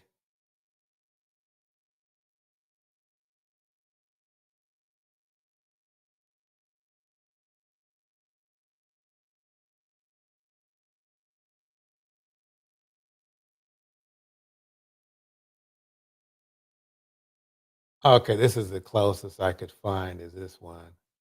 Except I was trying to see if his haircut was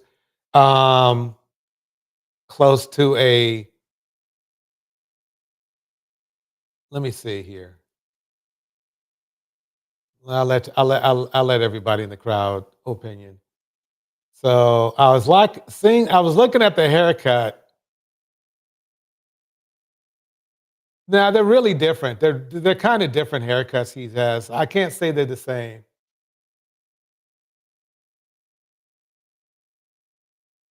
Well, he wore a hat a lot most of the time anyway. Okay, let me keep it going. Here we go. parents' time. And then October 7th happens, disgusting act of terror from Hamas, terrorist organization, kills over 1,000 Jews. And you think the reaction is going to be empathy and sympathy and concern for you and what your people just went through. But all of a sudden, you see the next day, they're like people in the streets seemingly excited about it. This is not everybody, but there are people that are chanting horribly anti-Semitic things. All of a sudden, that voice that you quieted your whole life because you were like, that's just my grandparents being crazy. You're like, holy shit, is it true? This is the worst case scenario. There's a bug in their house. We are different. They are out for us. They do hate us. And they hate us because we're Jewish. That's the conclusion that you would logically come to. Kendrick Lamar simply makes an ask in his song for you non-black comedians to stop talking about black women. And that's the funny thing is that, see, that's where I was talking about where the clout chasing aspect is. He never said anything about Andrew Shulz. He just said stop. He said non-black comedians stop making jokes about black women. And that's Kendrick's right to say that. But my thing is, Kendrick should not even have directly or indirectly addressed Andrew at all. He doesn't deserve that clout. Right. He doesn't. Like, come on, you're Kendrick Lamar. Why are you letting raggedy ass Andrew even know that you're paying any attention to him? Thank you. Yeah. Seriously, like, because now this has just blown his ego up. How many people can say a world famous rapper is indirectly addressing me? That's just going to blow up his ego. He's not going to feel held accountable. He's just going to, feel like he's on top. Ooh, Kendrick mentioned me in his song. So I'm sorry, Kendrick he should not even have addressed Andrew's dumbass. Right. In my opinion. Yeah. I mean, really, professionally, I completely agree with you. Because when you address people that are beneath you, they'll only try to use that as a vehicle to get to your level. when they, in a very negative way. So absolutely. Andrew Shulz. Okay. Now, Andrew Shulz, want to know what he has to say as far as a disrespectful idea towards Kendrick Lamar? Like, first of all, Kendrick's people and the gang affiliate, everybody, his security, they will kill me. They will destroy me. They'll find me in the street. They'll cut me up. They'll shoot me. They'll do whatever. I'm not a tough guy. Y'all do. But just Kendrick, I would make love to him. And there's nothing he could do about it. Just Kendrick Lamar, I would make love to him. And the only thing that he could do is decide if it's consensual or not. That's right. You heard it. I can sleep with Kendrick Lamar. I can take your cheeks. He can't stop me from taking his cheeks. Now, look at what Meek Mill says. White men saying they'll grape black men openly is extreme, and then say it's a joke. Black manhood, not a joke. I've seen the same guy saying I was gay on his stand-up. My white friends like, it's a joke. We don't joke like that in the black community at all. Now, hold on. I want to deal with this because this is important. It is important because... Let me pause that. Okay, because I want to find out come on now. I'm sorry if I was Andrew's wife and he said that dumb shit. I would be no, even if it's a joke. Come on. No. What are you trying to say? What are you trying to say? Does he have a crush on Kendrick? I know. Maybe this is all just... He just has a crush on Kendrick Lamar and he doesn't know how to just say that. Yeah, he might be, a candidate for the DL Man show. So he needs to, say this creepy stuff to cover it up and pretend it's a joke. Maybe he has a crush on Kendrick Lamar. Why can't he just say that? Right. He might. You never know. And he has a right to have a crush on him. The problem is, let's see. Let me go fast forward to the second clip here. Community would have a lot to say about this. A whole lot. Let's see here. I think that's the best part. That's the only part. Let's see if he lets Kendrick talk here. No, he's just showing clips. Yeah, but so basically, the thing is that whatever Andrew Shulz is, whatever. I mean, he's really insignificant overall. The problem is that, to me, I have a mixed feeling. And Tam, I need to get your opinion on this mixed feeling I have. Part of me says it's kind of like good because maybe Andrew Shulz insulting, Kendrick Lamar will wake them up to see that a lot of these black men are doing the same thing to black women. If you know what I mean. It's like, well, I mean, basically y'all saying you're just making jokes of black women. So some men, but a lot aren't. But, maybe this will be a wake-up call. What do you think? What do you mean maybe it'll be a wake-up call? Like maybe black men will that disrespect black women or make jokes about black women. Like, for example, Corey Holcomb will wake up and go, hey, maybe we haven't been the best for our women, that maybe we can be a little bit better, if you see what I'm saying. I hope so. I hope so, because when he was joking about black women, I didn't see this outrage from black men that they're displaying about Kendrick Lamar. Mind you, they have a right to be outraged about Andrew joking about essaying Kendrick Lamar. They absolutely have a right. But where was that energy when he was making jokes about black women? Oh, that's just a joke. That's just a joke. Right. Like, come on. That's my point. Thank you. That's exactly what I was thinking myself. Let's see.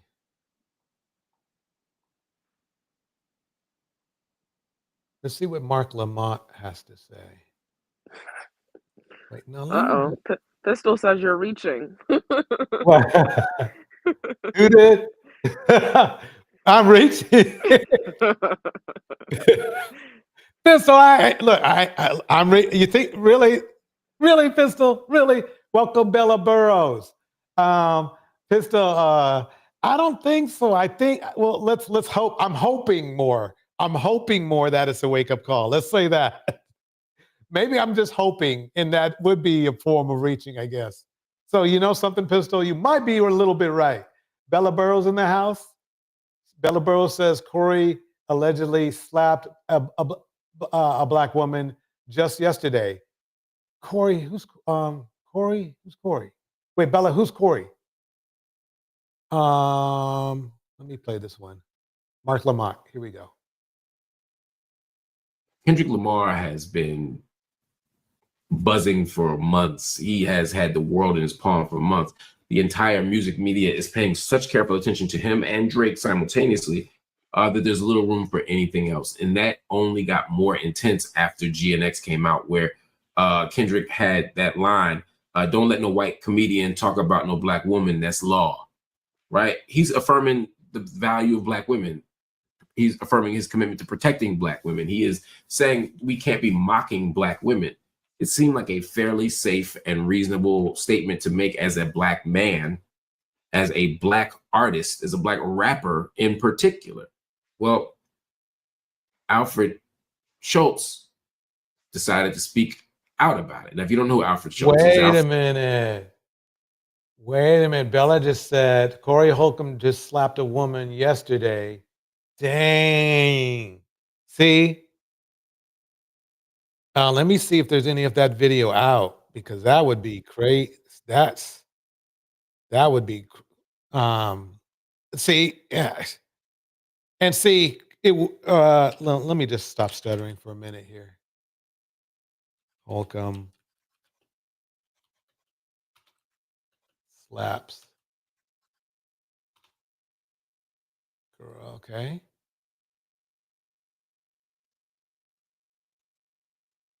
Wow.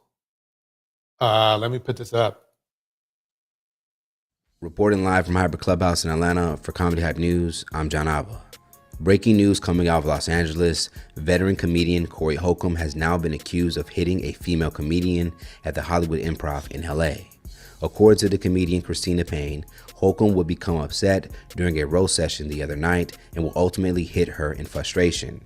It is unclear if both comedians were set to perform or if they were just there to hang out at the club, as many comedians do at times.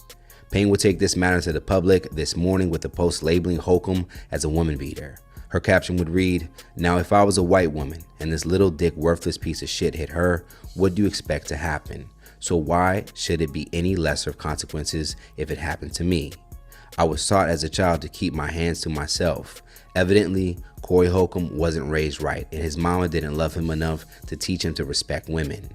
In the game of roasting, dozens, capping, we all know that whomever cries or wants to fight loses, and this dickless little boy lost it. God is so good. Corey also had a gun on him, saying he was ready for any and everything. He then passes the gun over to @TreatingWithTheTruth when he thought the police was coming to the Hollywood Improv. Now, a part of that same caption. Wow, what do you think, Tam? That's crazy. What the hell kind of roast was that makes you want to put your hands on someone? Wow. I mean, I'm sure it was not that bad. Damn. Man, I mean, that bad? I mean, I wasn't there. I don't know the situation. There's two sides to every story. But what the hell? Especially if it was Because of supposed to be a roasting? roast, you know? Like when you're a comedian and when it comes to roasting, you have to have thick skin. Absolutely. I want to know why he did that. If he did that, That what is did she say? crazy. What on earth did she say to make you want to do that? That's I ridiculous. think he just had a propensity for violence, and it just came out. It just happened. I mean, Let me tell you something. The only thing that would make me put my hands on anyone is if you physically threaten my life or you harm my family. That's it. Like a roast, come on. Bars. Would also thank several notable comedians for checking in on her after the alleged attack, which included Tiffany Haddish, Dion Cole, Earthquake, Brandon T. Jackson, and D. Ray Davis. In her caption, several upset fans would share their reaction to the news. I'm glad you spoke up, sis. I heard it and thought it was a rumor. I'm here for you if you want to vent. I'm a great listener and advisor. This type of behavior pisses me off. I hope your better day. I am completely outraged by Corey Holcomb's weak abusive actions. Try that stuff with a man, Corey Holcomb, and see how it ends, buddy. You messed with the wrong one. I'm sorry you experienced this, Christina. Nonetheless, I'm here for any smoke the weakling wants to bring. I'm speechless, sis. This knucklehead put his hands on you, a woman? No matter what you did or said, you didn't and will never deserve a male putting his hands on you. This makes me want to go back to my hood days. I'm so hurt for you. This is not okay. Let me know what you want to do.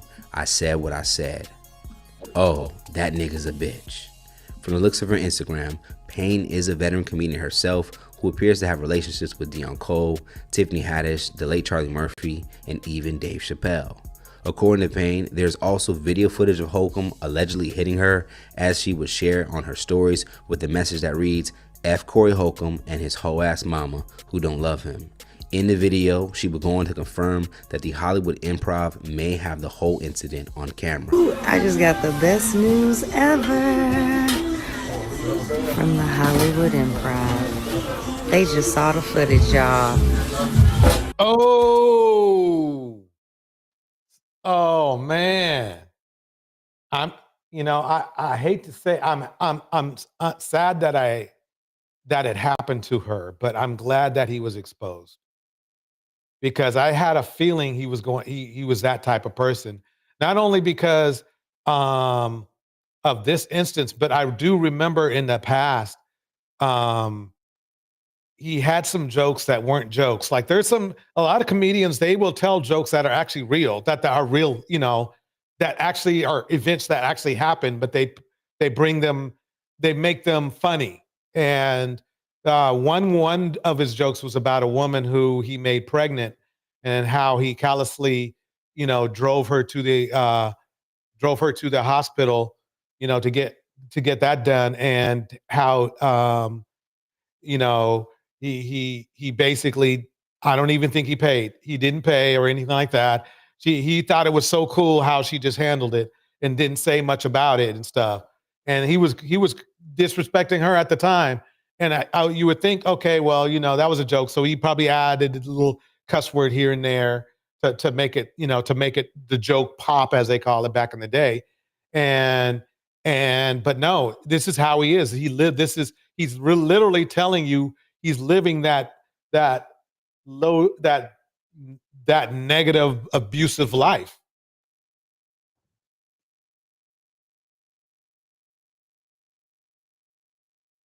Anyway, let me keep going. Like, we got sidetracked with Corey.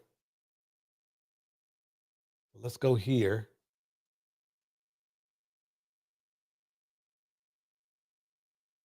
All right.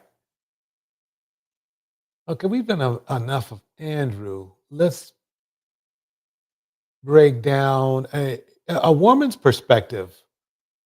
Here we go. In my experience, especially with, and I'm just going to use the term high value, like productive. Thank you, Phoenix Soul. Yeah, everybody hit the like button. It's free. It will cost you nothing. It puts me in the algorithm so you can either hate me more or like me more. Here we go. Emotionally aware, even non-emotionally aware white men typically don't settle. By now, you've probably seen the amount of publicity Taylor Swift and Travis Kelce have gotten in their budding romance. Media continues to highlight their developing love story, sharing sweet moments, whether it be at the game or concerts. Now, I want to make a point that this is something that Shez Charday made 4 days ago. So already, I mean, the Kayla Nicole thing that she's going to bring up, sorry for messing up the suspense, is very old. It was kind of old when it came out recently because their relationship was already over with. Let me keep playing. Here we go. All in all, they appear as a happy couple that is headed in a positive direction. But the story surrounding the romance hasn't always been clean. Travis Kelce was previously in a long-term relationship with Kayla Nicole, a Black Instagram model, journalist, and fitness enthusiast. Their relationship lasted. She is actually very, very attractive, Kayla Nicole. So let's keep it going now. Off and on for about 5 years, and for some time it appeared that she had leveled up. I know she was an inspiration to many swirlers and happy hypergamy queens. What is this?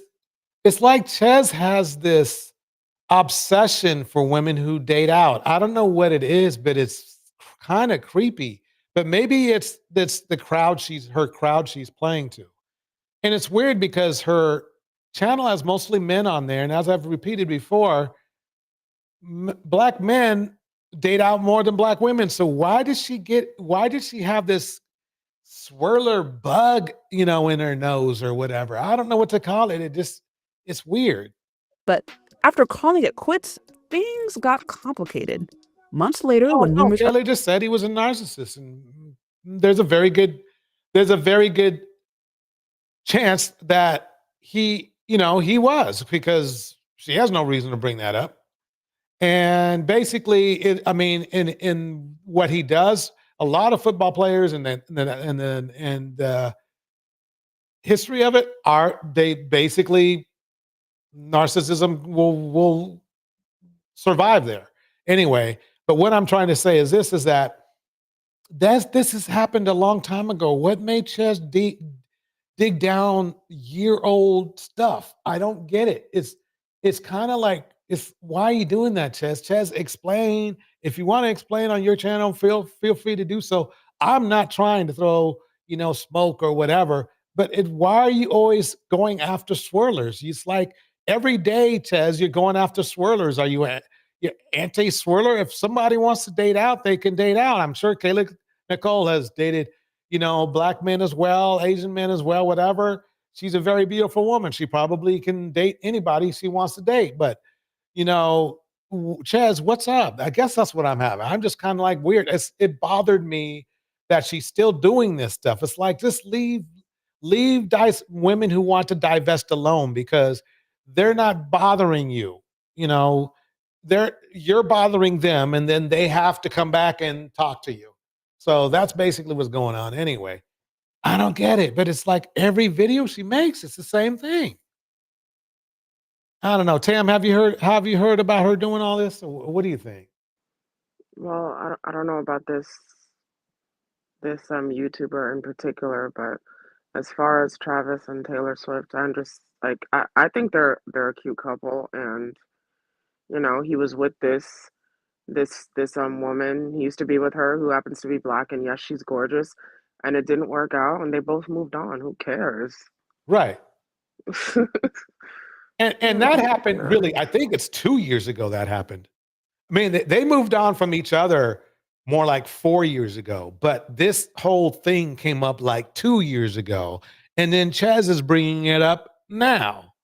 So I'm just But I like, don't understand why. I mean, they weren't married. They didn't have any kids together. They dated. It didn't work out, and he's moved on with Taylor Swift, and she's moved on with whoever she's with. The end. It's not a big right. deal. Boom. Bars once again. Let me keep going here. Oh,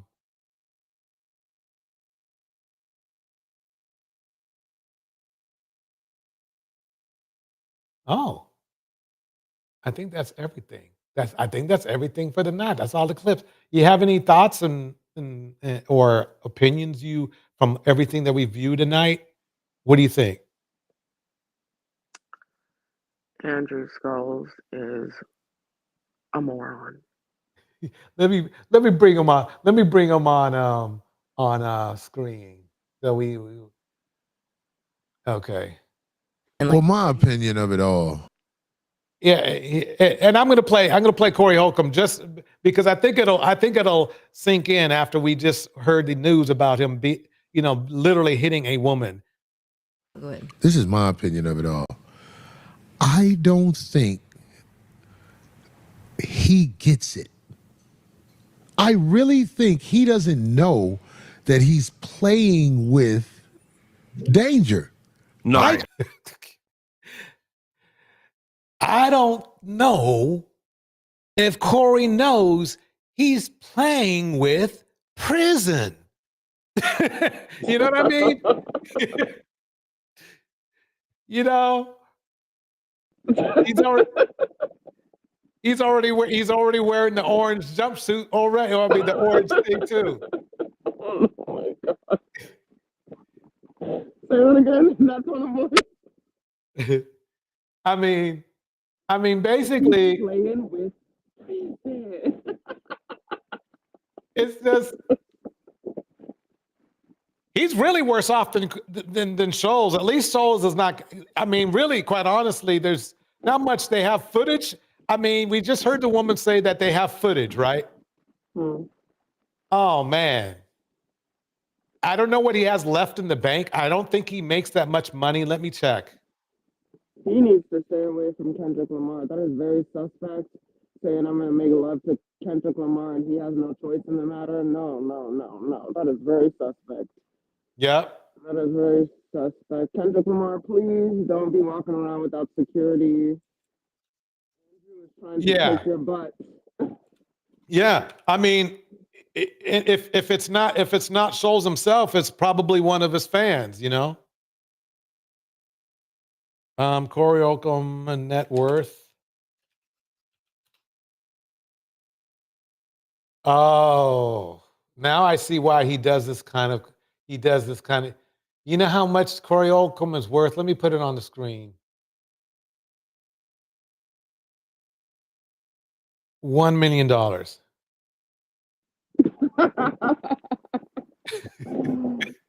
That is nothing. Okay, that's not a whole lot. Okay, not for, you know, a comedian that's been doing it for like what, 30 years. And let's just out of just, you know, let's get a measure. How much is let's say let's think of another comedian to how much is, come on now. I can't believe I forgot what a comedian. No, okay. Let's go with Chris Rock. Let's see how much Chris Rock is worth. Net worth. Bringing it up, y'all. Hold on. Now I only bring Chris Rock is worth $60 million, I believe. 60 million, and they started at the same time. In fact, Chris might have started after Corey. So Chris is 60 times more, you know, well off than Corey, right? You know, 60 times more successful than Corey. And don't get me wrong, $1 million is nothing to sneeze at. You know, that's nothing to sneeze at. But for a comedian that has been, most comedian entertainers that technically make it, they got a little more than $1 million because, you know, I'm just saying, you know. No, I'm sorry. I got sidetracked by the chat. What'd they say? Pause, you're a woman, right? Wait, let's see. Okay, where is it? Pause. This soul. Don't. Oh, wait. There's something. Okay, there's something going on with Phoenix Soul and Pistol. Phoenix Soul is all woman, by the way. Okay, I don't know whether. Okay. Yes, Pistol. She's a woman. You're safe. So he's cool people. He's cool people. He's fun. She's not trying to Andrew you. She's not trying to Andrew you. Right. She's not trying to Andrew you. Okay. Check you wildin'. Okay. Pistol. Yeah, he's wilded out. He wilded out. Shout out is Why Sequence Knowledge still around? Are you still here? Let me know. You see, Pistol's like, don't judge me. I had to make sure. So anyway, yeah. You That's said all. I'll take the invite, and then you only made sure after you accepted the invite. No, I'm just kidding. All right, everybody. But I guess that's it. That's all for tonight. So, let's see. What time is it? Oh yeah, it's been a couple hours. I think this has been amazing live stream, and Tam, you really you brought up the level. You brought up the level. We went over some Wookiees. We went over some Ways. From the beginning. From let me go through the list what we went through today. Because For having me, I appreciate that. I don't do lives anymore. I'm not really on panels like that anymore. I haven't been for a while, but I saw that you were live, and I thought, let me check it out. yeah, I mean, hey, you are not just a panelist. You are a host on this network. So even once a year is good. That's all I need. But yeah, so we went over the guy this guy right here. What's going on here? We went over here. Why am I here? Let me put him on screen so everybody can see.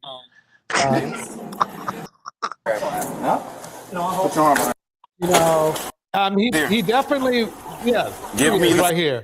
Definitely was showing some Wookiee behavior. Oh dear. The thing is that he had his whole life ahead of him. He was in college, but his Wookieness just got in the way. His Wookieness just got in the way. Yeah, his Wookie.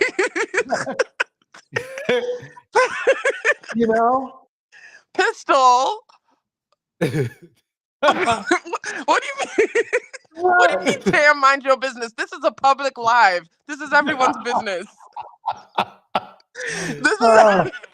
This is everyone's business. You accepted the invite, and then after you accepted, that's when you asked if she was a woman. Right. You said you had to make sure. I would have thought you would ask if she was a woman before accepting the invite. I'm just giving you a hard time. Don't pay me any money. Thank you for the $2 super chat, Phoenix. So, thanks for the $2 super chat. Yeah, so that's Wookiee number 1, and then we had Wookiee number 2. I don't know why you just wannabe lawyer guy. Oh Lord. The wannabe lawyer who got himself probably in deeper.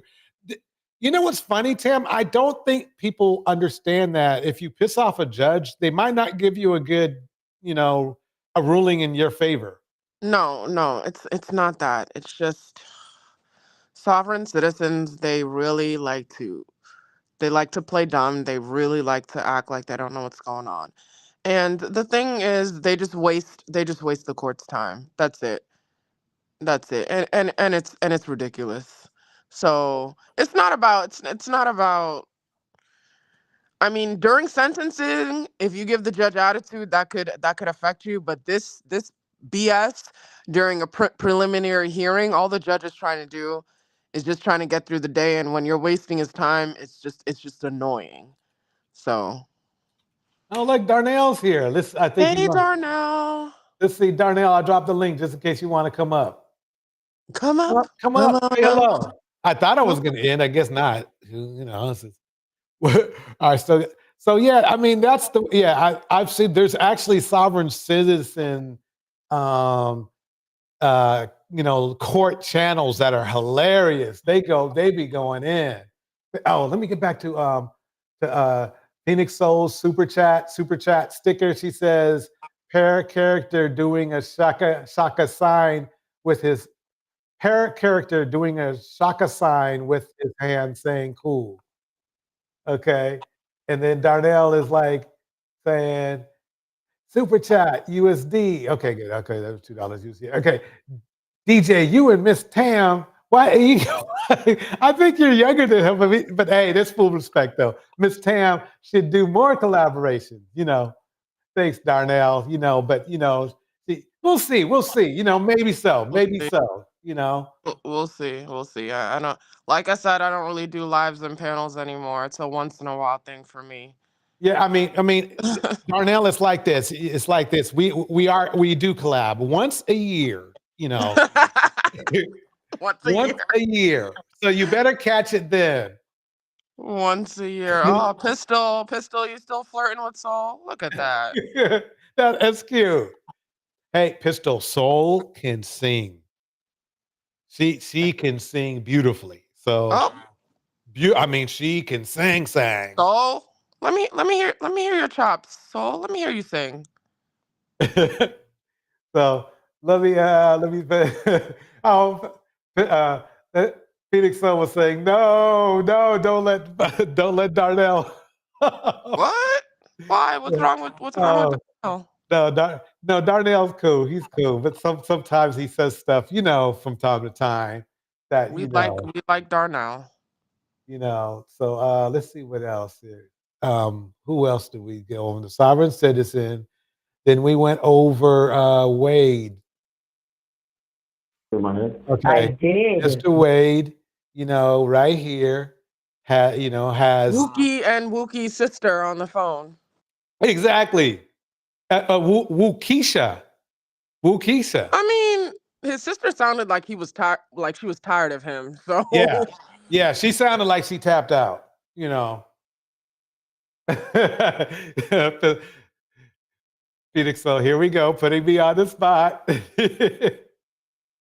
I'm not gonna say anything, you know, just put the link. But anyway, yeah, so he's in prison for for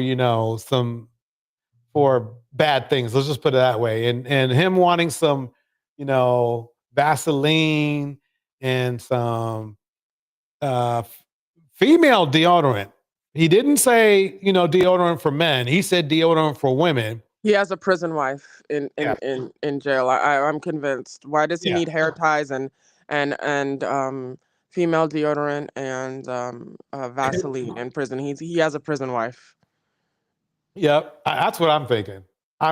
Yep. Ain't nothing cute about what we go be doing. What? What not cute things are you planning to do, Pistol?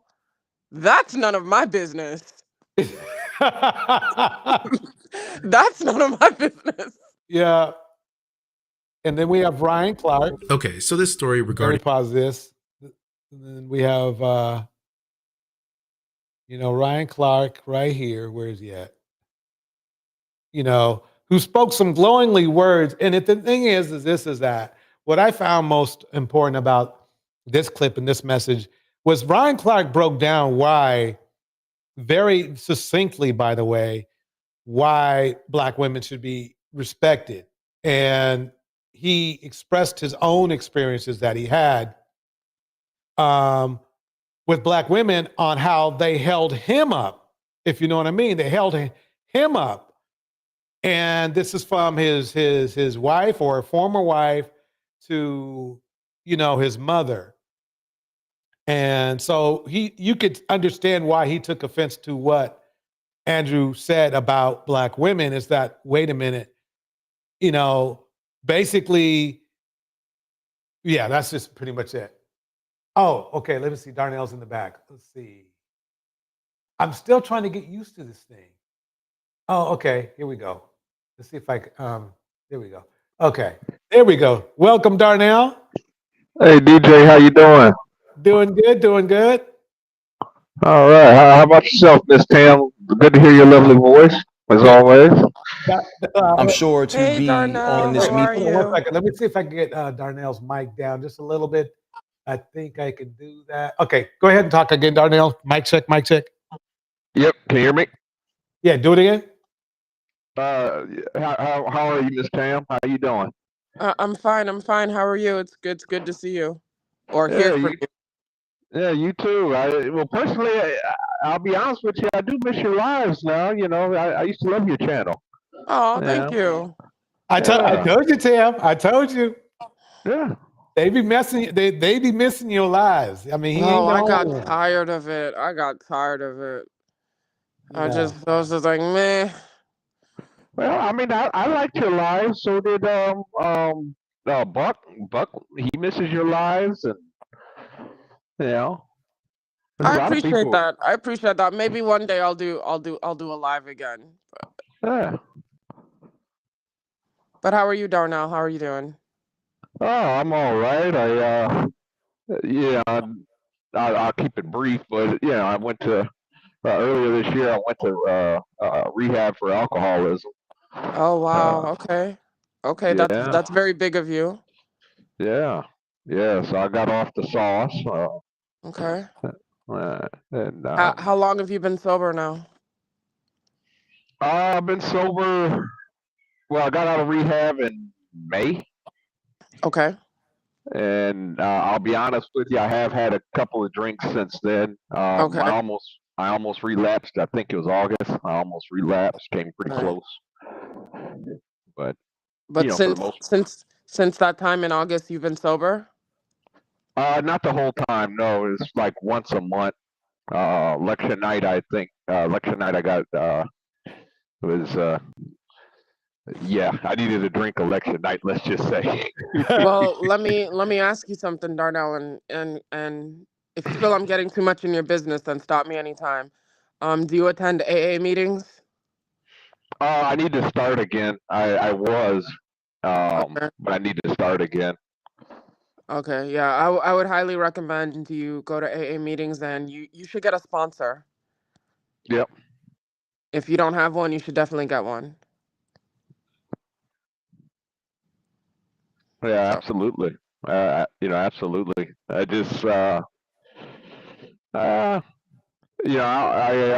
had a person wanted to sponsor me. I had just got fresh out of, I just was fresh out of the VA's program and had a sponsor. Wanted to sponsor me. I just at the time I don't think I was ready at the time. Well, whenever you're ready, just I would say get a sponsor. But I'm glad you recognized that you needed help and you got it. Oh yeah. One of the biggest things. The problem, I would say, the problem with me was that it was more or less like, okay, because I just drink beer. Like I don't drink hard liquor very often. It's like once a year. But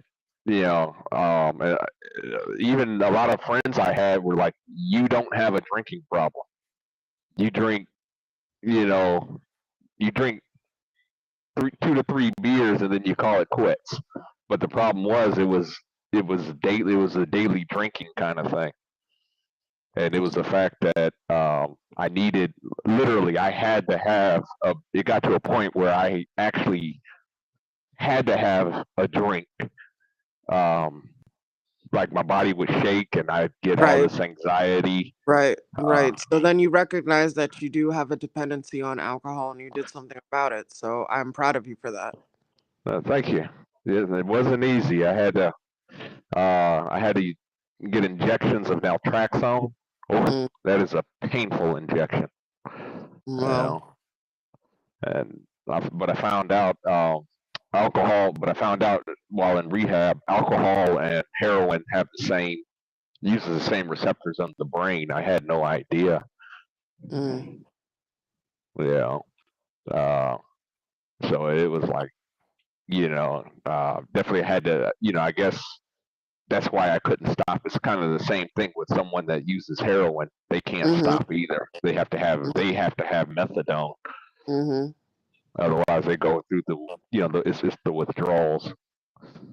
But yeah, other than that, doing pretty good. How about yourself? Oh, I'm fine. Oh, that's good to hear.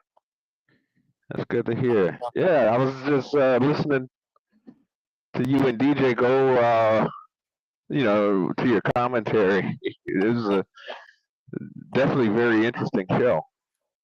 I did join in the middle of it, but so far it's pretty good. Yeah, we're talking about Wookies and Wayways. Yeah, you get a lot of that. And like, I'll just be honest with you, with the manosphere, I mean, I want to tear it down brick by brick now. I mean, it's gotten that bad. Yeah. The manosphere is still a thing. Yeah, unfortunately it is. I mean, it's what happens when you got people that are just, brainwashed. You can't convince them otherwise.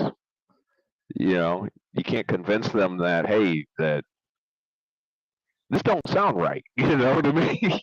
I personally think all of these subcultures in the YouTube space, all of this Manosphere, Passport Bro, BWE, Divester, Red Pill, Blue Pill, Pink Pill, all of that stuff is just ridiculous. I don't think we're going to be talking about any of it 5 years from now. These people, they come online and they claim to be a part of these groups, but really in their personal lives, they're living completely differently than what they claim to be. So I'm not buying any of it. For instance, that Fugazi guy, he's not practicing what he's preaching. So I take everything, all these groups, I take it with a grain of salt. So that's just my opinion. Yeah, no, I mean, I agree 100%. The No Fugazi guy, that was just icing on the cake for me. It was like, okay.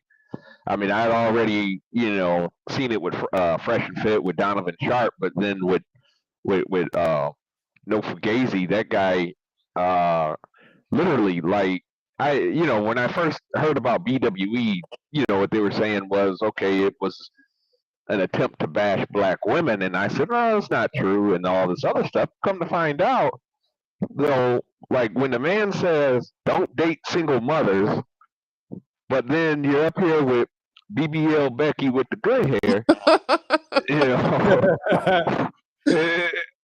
I mean, come on. I mean, that's because he says he's the exception. Right, exactly.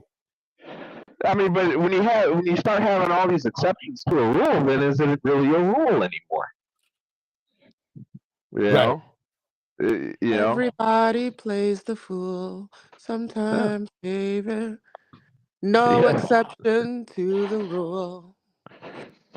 But Fugazi seems to think Fugazi thinks he's the exception, so I don't know. So all of these subcultures, these YouTube groups, it's not real. Like real men and real women out in the real world, they don't follow all this nonsense. So I mean, I never fell for it. So Oh, I mean, I'm not gonna lie to you. Early on, as a listener to Fresh and Fit, I mean, I fell for it. It was, to me, it sounded like a new concept. And then also my ex-fiance at the time was trying to come back, and it was, her and I were just going at it. But but this was this is about 4 years ago. Listen, I just found out Myron wears weave, so he just.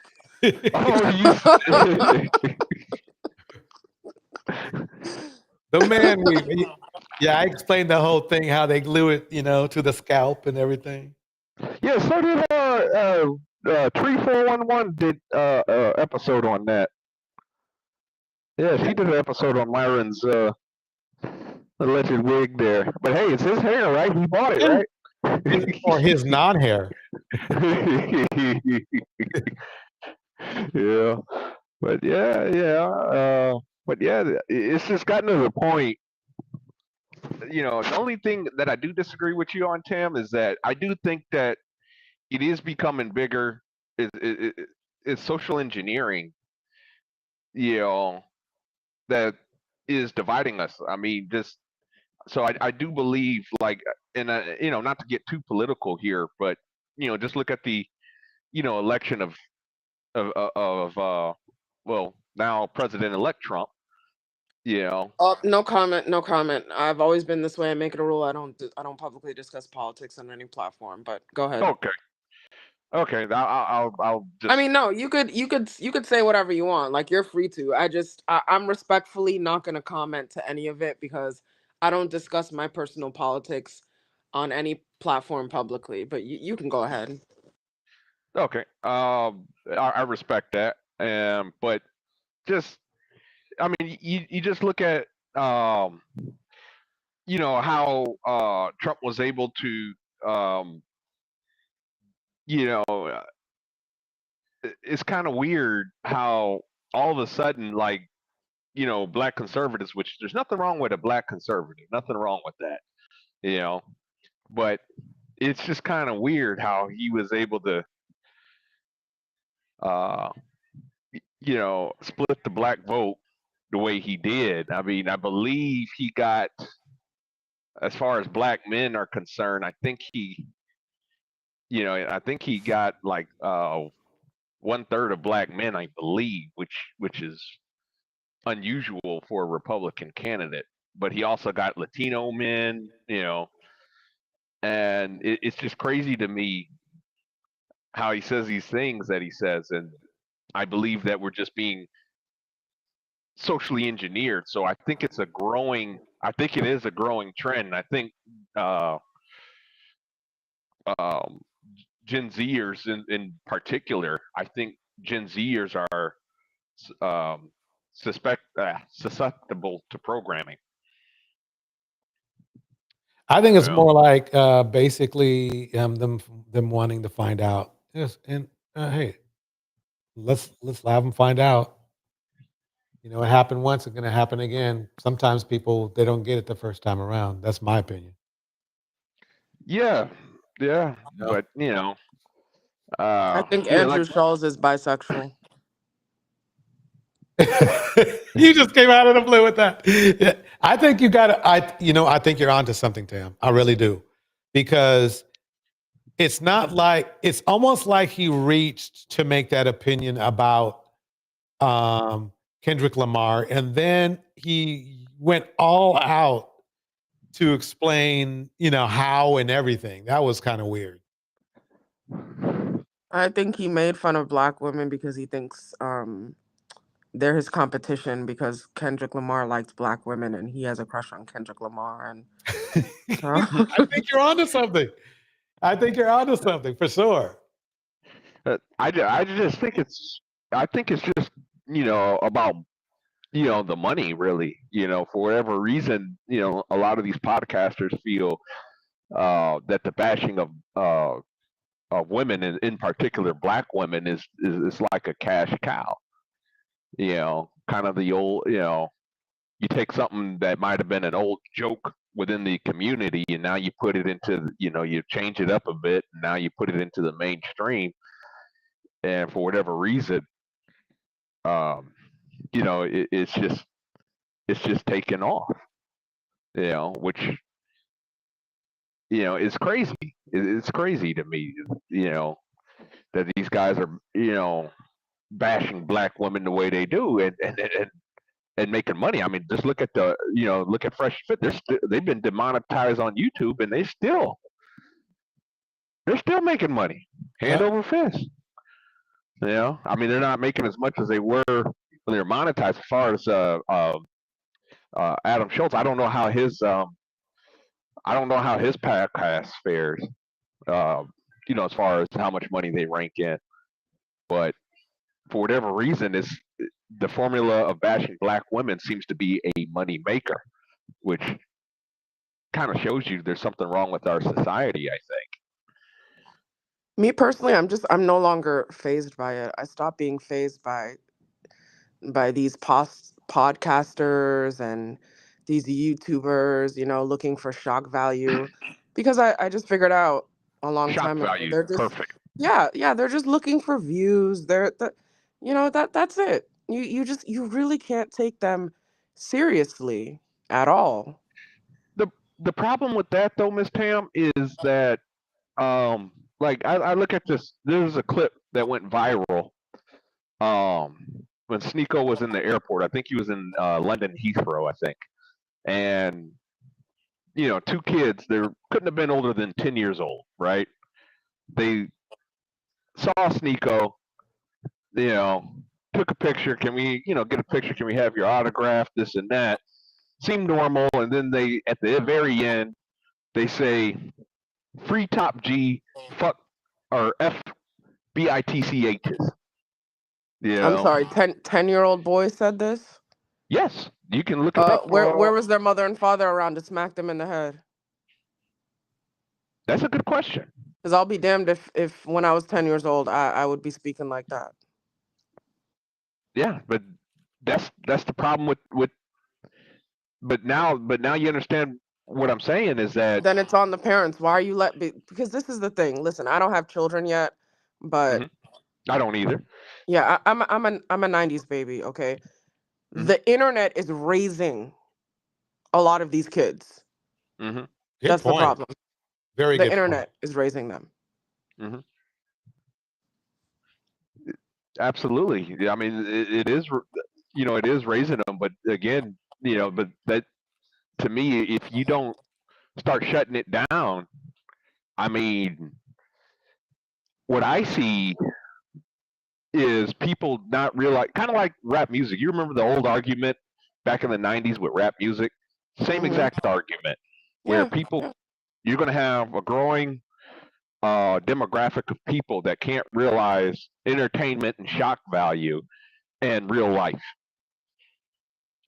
And I think it's going to be a lot worse with Gen Z and then this new generation, Gen Alpha. They're going to be, and and another thing, I know it's a little bit off topic, but you also look at the rise of the social media influencers, right? And debt.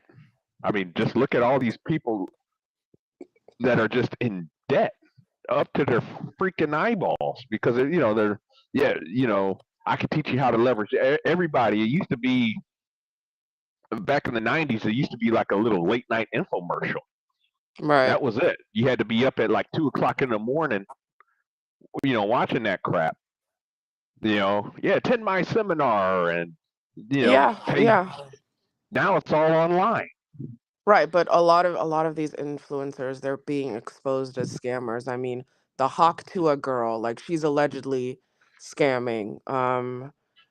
Logan Paul allegedly he had some scamming with some sports drink or something. I don't know. It's just all ridiculous, influencers trying to be business people. They don't know what they're doing. They're trying to I don't know. Oh, they know exactly what they're doing. They just don't care. It's all, hey, they're making money. It reminds me. You remember that show? I think it was Flippin' Vegas or Flip This House or something like that. That couple out of Vegas. Yeah, it turned out they never really made any money in real estate. They were actually making their money off of the people. They actually went to jail actually, and it turned out they were making more money off of their courses and their seminars in Vegas. Than they were in real estate. I mean, a friend of mine and I were talking about this a few days ago. It's just amazing how it doesn't take a lot to just go viral, and then before you know it, overnight you're famous, you're a millionaire just off of doing something dumb online, or the internet catches you doing something. I mean, look at what's her name, Danielle Bregoli. All she had to do was say, "Catch me outside. How about that?" And now she's a millionaire. The Hawk Tuah girl is she's got money now.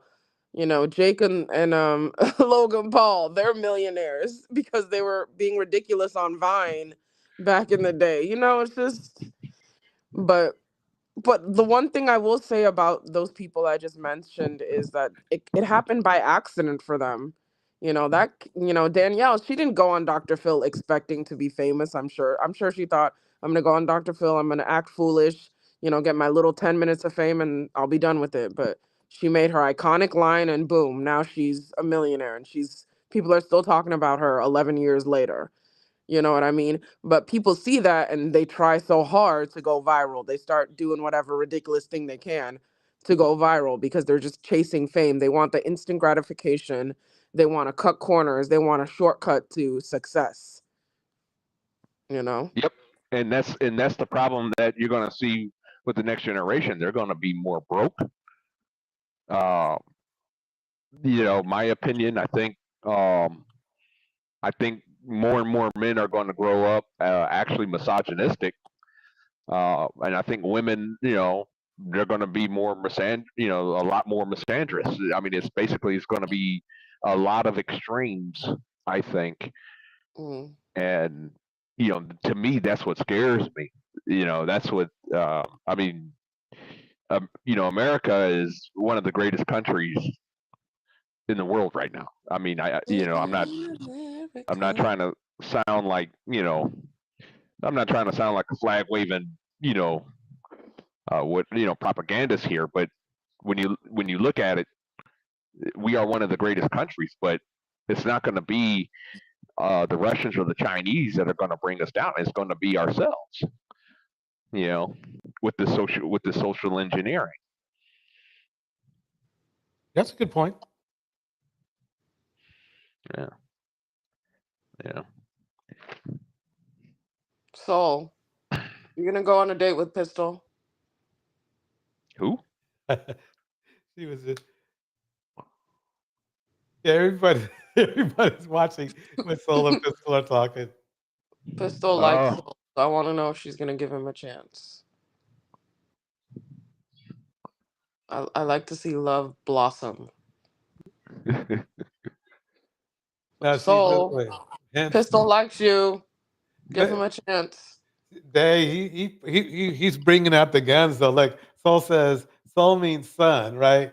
Thanks for the entertainment though, right? And then he goes, the sun makes the flowers smile, but I made you smile. Give me a little credit.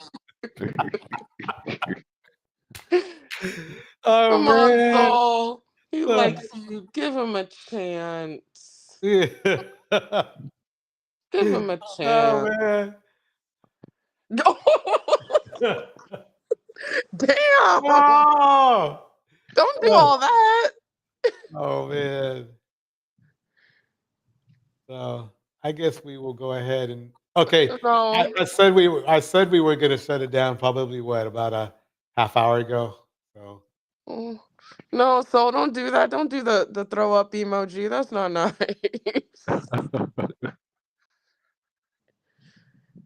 Who gonna say something to you? I made you smile. I just keep it 100.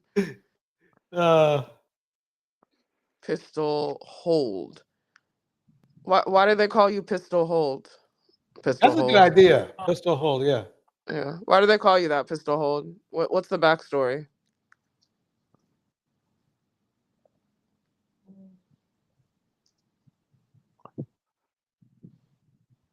Oh, don't get quiet now. Why do they call you Pistol hold? In the grand scheme of things, Phoenix says, in the grand scheme of things, I laugh.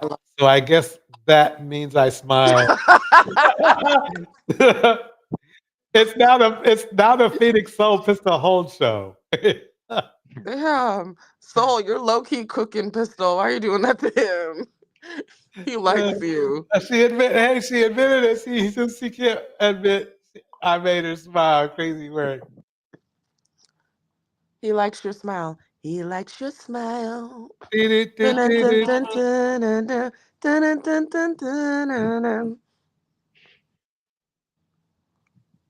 Sorry, I wanna watch it. Yeah. I wanna continue watching their interaction.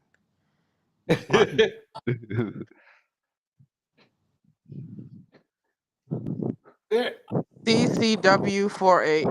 What? What? CCW for F. All right, let me take that off. He's concentrating on the keys because he's a little. Oh damn. Who's a little saucy? Welcome back, Why is Seeking Knowledge? Yeah, we were going to shut down, but every time I say it, then we keep going. Dang. Yeah, I'm okay. Shoot, Like that, Soul? Why are you saying Pistol is saucy? Why are you saying that? That's not nice. Hey, why seeking knowledge? That's Freaking not lifesavers. He likes you. He likes you. Why are you doing that? Yeah, come on, Phoenix Soul, give him a shot. Yeah, give him a shot. You know, Pistol Hole's been doing shots. Darnell said give him a shot. He said he's been doing shots.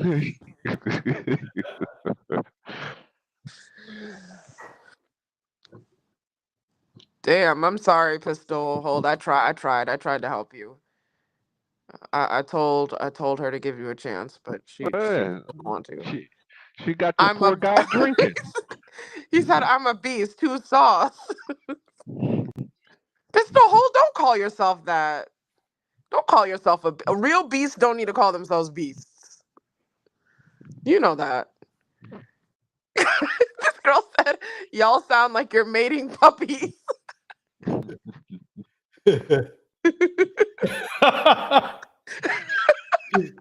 I'm a beast. Who's sauce? Y'all sound like you're mating puppies. No, don't call Pistol a puppy. He doesn't like that. He's a beast. He's not a puppy. He's a beast. Remember, he's a beast.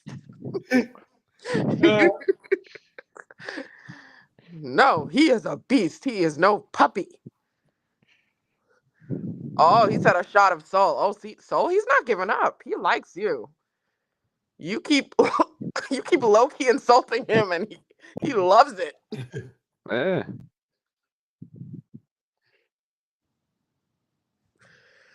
He's not giving up, Soul. You better let him take you out on a date. So, Pistol, you better have her back at a decent hour. No funny business. You better be a gentleman. You hear me? Bro is saucier. Oh.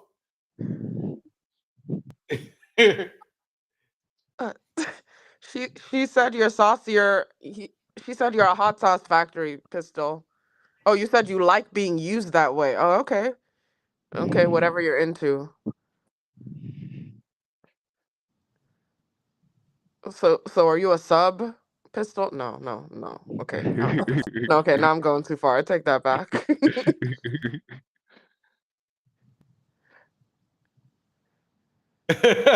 Why I was thinking knowledge, I came back to our own version of balloons and pineapples. Okay. Yeah, yes, you did. Why is thinking knowledge? Yeah, basically it is here, but I think the balloons are being popped. I'm on a detox. 5 years without any XY. Sis, good over here. Okay, Pistol, she's not interested. I tried. She better. Damn, he is persistent. He said she better bring a night bag. She's staying. Oh. So he is not taking no for an answer. He likes him some you. He likes you. He's like water, you know. Water is the most powerful force, you know, in the universe. It's the universal solvent. You know, over the course of time, we got this thing in the state of Arizona called the Grand Canyon.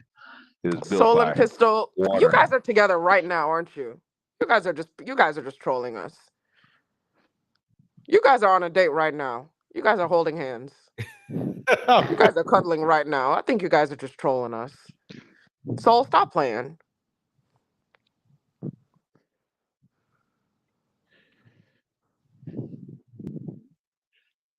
I ain't the turtle man. Oh Lord, the pop the balloon plumber guy. Oh God. Yeah. Oh Lord. Oh man. Since we brought him up, let me see if I can find a turtle. You heard him, Soul. He's not the turtle man, so you need to give him a chance. Turtle man. He already printed out my avatar and set it up on a chair across from him.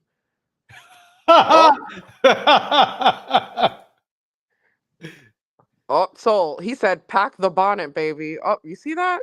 Soul. He's not giving up. He likes you. He's saying, get your pajamas, your toiletries, all your overnight stuff, the bonnet. He said, you're staying.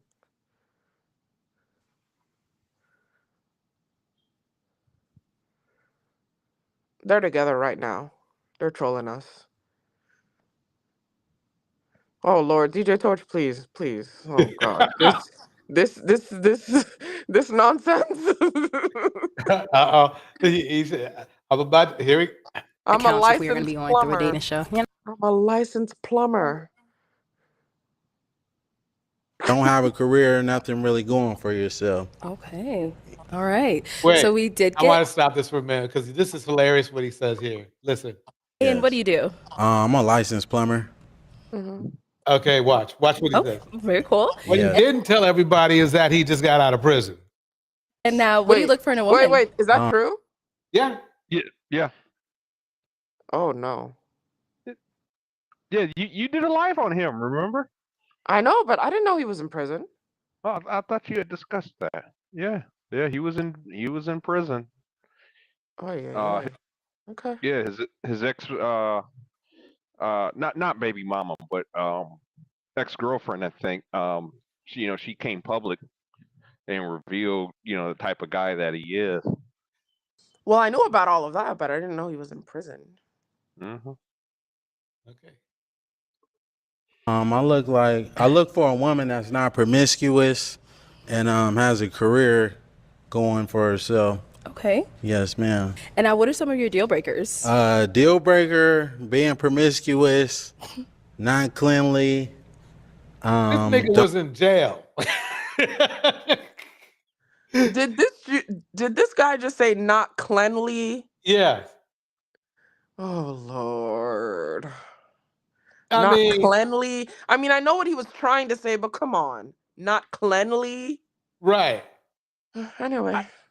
But I ain't gonna lie, Miss Tim. We, a lot of men, we have a way of messing things up. Matter of fact, I got myself pineapple. I was on the pineapple show. I got pineapple pretty quickly. When were you in the pineapple? When was that? Pineapple show? What does that mean? What is that? The pineapple show? Yeah, what's pineapple show? That Is that what's another her Pop name? the Balloon show?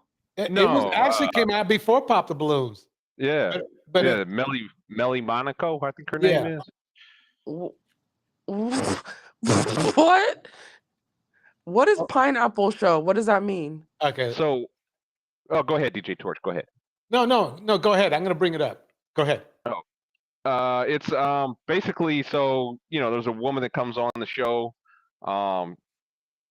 She's interviewed for like 30 minutes, and then about a few minutes, and then guys come up, shoot their shot at her, and if she says pineapple, that means it's over. I'm not interested in this guy.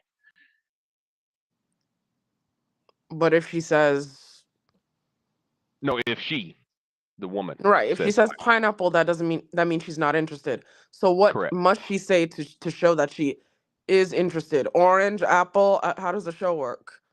No, you don't have to say anything. Just it's just over dialogue. Melly will ask, "Okay, how you fit?" Yep. It's very rare. Let me just show her. Here we go. I'll show her. Okay. Yep. Again, guys, if you want to come shoot your shot at Cosmic you send me an email at medymonaco1@gmail.com, or you just hit the link in the description of this video and you can come on and talk to her. Also, if you're watching from Instagram, you got to come to YouTube because that's where the link is at, on my channel, Medy Monaco. All right, let's go. We have Critical Rich. Hello. Hey, Riley Monaco, thanks for having me on. Okay, I'm gonna start this way. I make $380,000 a year. Okay, I'm just looking for a good woman. I'm not sure if my camera's set up right. We see you. It's fine. Okay, but anyway, I gross $380 a year, thousand. Mm-hmm. And I'm looking for a good woman to have fun with. I love to have fun. Well, I'll tell you exactly what I do. I do real estate. Not You only really that, okay. there's other. I'm kind of like a conglomerate. I do a lot of other stuff as well. I don't want to go into that right now. It's kind of personal. No one knows me, so. But this is pretty much.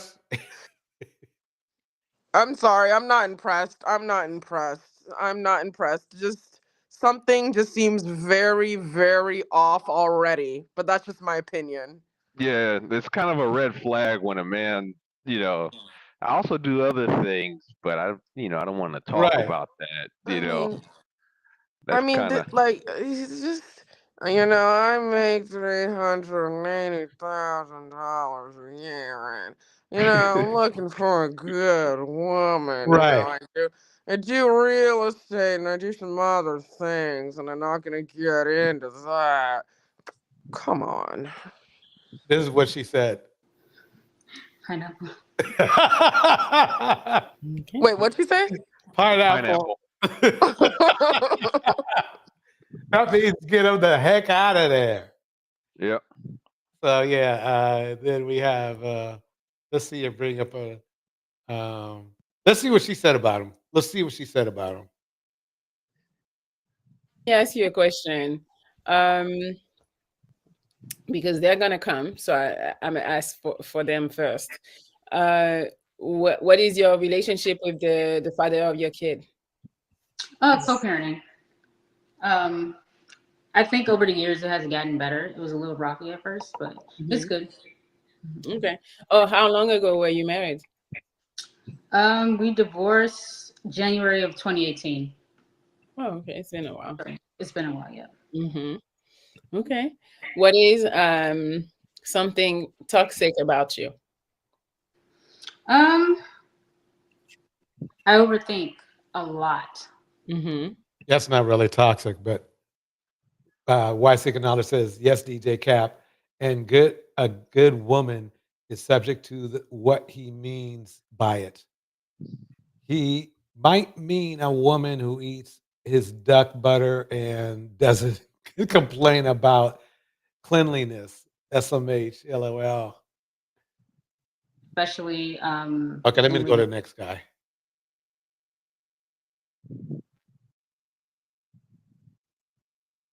Relationship. Okay. How long were you with your ex-husband? We were married for 5 years. We dated for a year. Nice. So 6 years. Yeah. 6 years. Okay. All right. Well, let's see. We have some more people for you. We have Edgar. Hello. You can tell she's not. You can tell by her demeanor that she's not. She's not impressed so far. Out of here. I'm really on this thing, huh? What's up, Melly Monaco, Cosmic Hue? I just had to tap in. I was watching y'all on Instagram, and I was like, how do I tap in? Let me figure this thing out. And here I am. Awesome. I guess, Tam, the best way for me to explain this video is this Melly Monaco's show. It's a great show to show you how men mess up their chances. I think that's pretty much what I see, Dang, DJ Torch, you're low-key roasting Darnell. He went on the show. Hey, I was on the show. Wait, what? A very long time ago. I was on the show. Yep. DJ Torch, Darnell, you know they're gonna get you both for this. It's like, because I just want to. I don't even know why I went on there, but it was like I think there was like a truck driver, a woman who was a truck driver on there, and she's like in her high 40s and stuff. So that's like high 40s. And it's because she looked great for her age, though. But she looked fantastic for her age. So, I talked to her for a little bit, but she was. I could tell that she needed to work on some things because she had a bad relationship with some guy, and it sounded like to me it wasn't over with, but so on and so forth. Oh, come on. You know your haters are going to try to dig up that footage, both of you. Good luck. I can't even. I don't even remember it. You know. Anyway, I'm just kidding. I'm just giving you guys a hard time. Let's watch what this guy has to say. Got it. Thank you for coming. Thank you for having me. Hello, Cosmic. What's your first name? I'm sorry, I kind of tapped in a little late. What was your first name? My first name is Katara. Katara. But I'm known as Cosmic Q. Cosmic Q. And is that like a stage name? Like you create content? Yes, it's a stage name. Cool. All right. Tell me about yourself. And again, like I said, I'm tapping in a little late, so you know. It's actually not bad, right? I mean, this isn't bad. This isn't bad right here. You know, this isn't bad at all. To which I had a lame. Yeah, I get maybe so. I mean, maybe so. I didn't say much to the person, by the way. She did most of the talking. So I basically just was on the show nodding my head. This is basically, let me show you what I was doing on the show. I was like, because she was talking about her relationship. She was talking about, you know, general things. And I'm not going to interrupt nobody. I'm like, shoot, okay, keep talking. I just came on here to see how I just came on here just to see how things, you know, how this went, you know. Anyway, here we go. And this is my first time, so thank you. And I'm going to take off my glasses just because there's a little reflection. Okay. Yeah, it's my first time on here.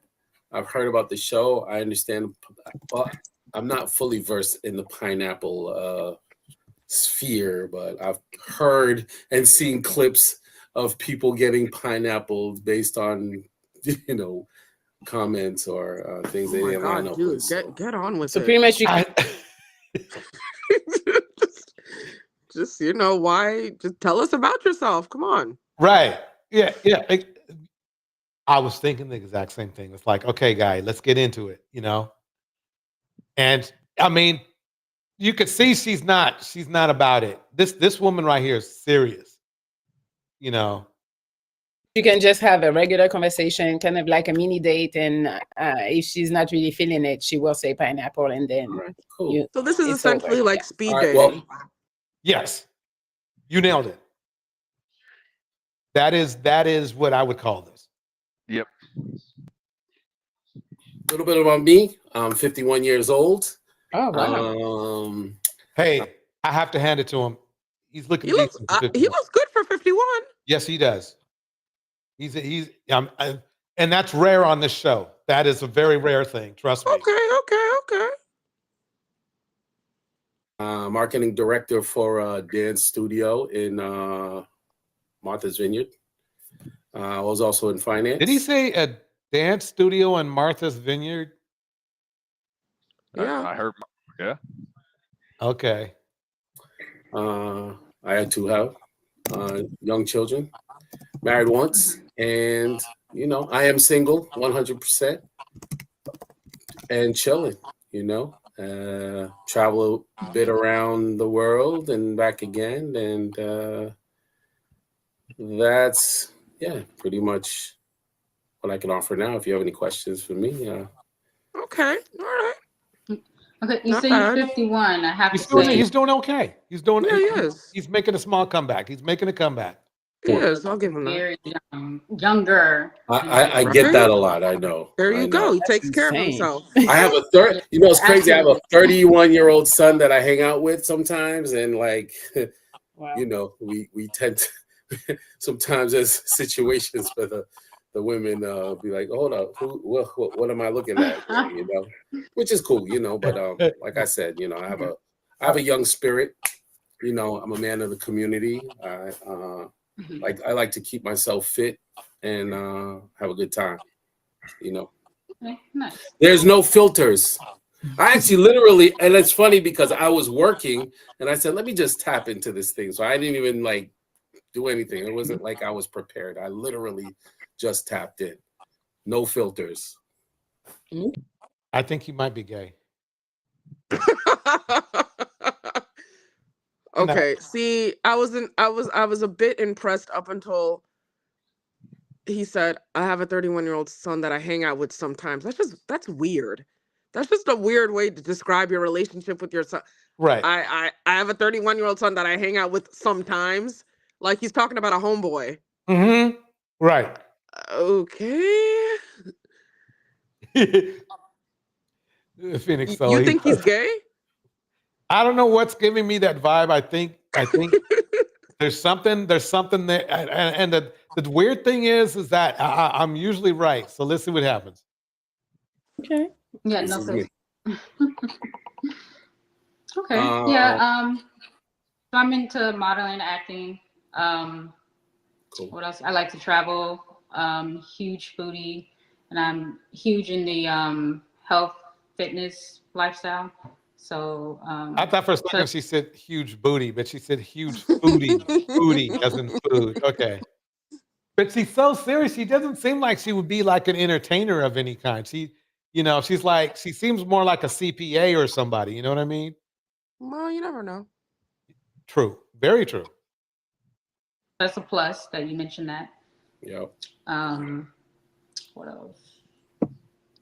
I said I like to travel. I like nature. I do have 2 daughters. I don't know. Did you say you have kids? I do. Oh yeah, you said you had a son. Mm. Yeah, you have a son. Okay. It's interesting you said you're a foodie. I think when I tapped in, I heard you had a lot of restrictions. So you don't do dairy, you don't do... Right. So that's kind of challenging. I do cook.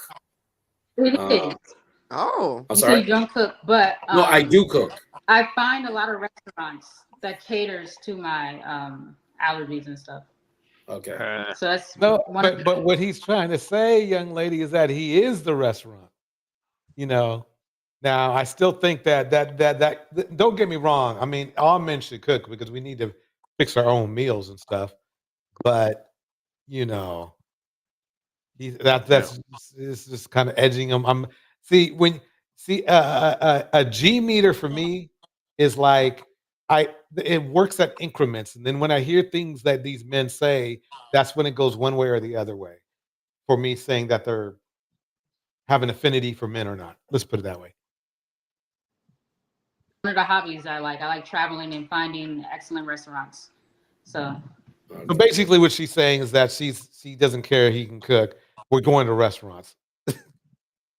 That's not a good thing though. The whole restaurant scene, or I mean, there's nothing wrong with eating out every, on occasion. But if someone that says that they like going to restaurants, to me, that's kind of a red flag.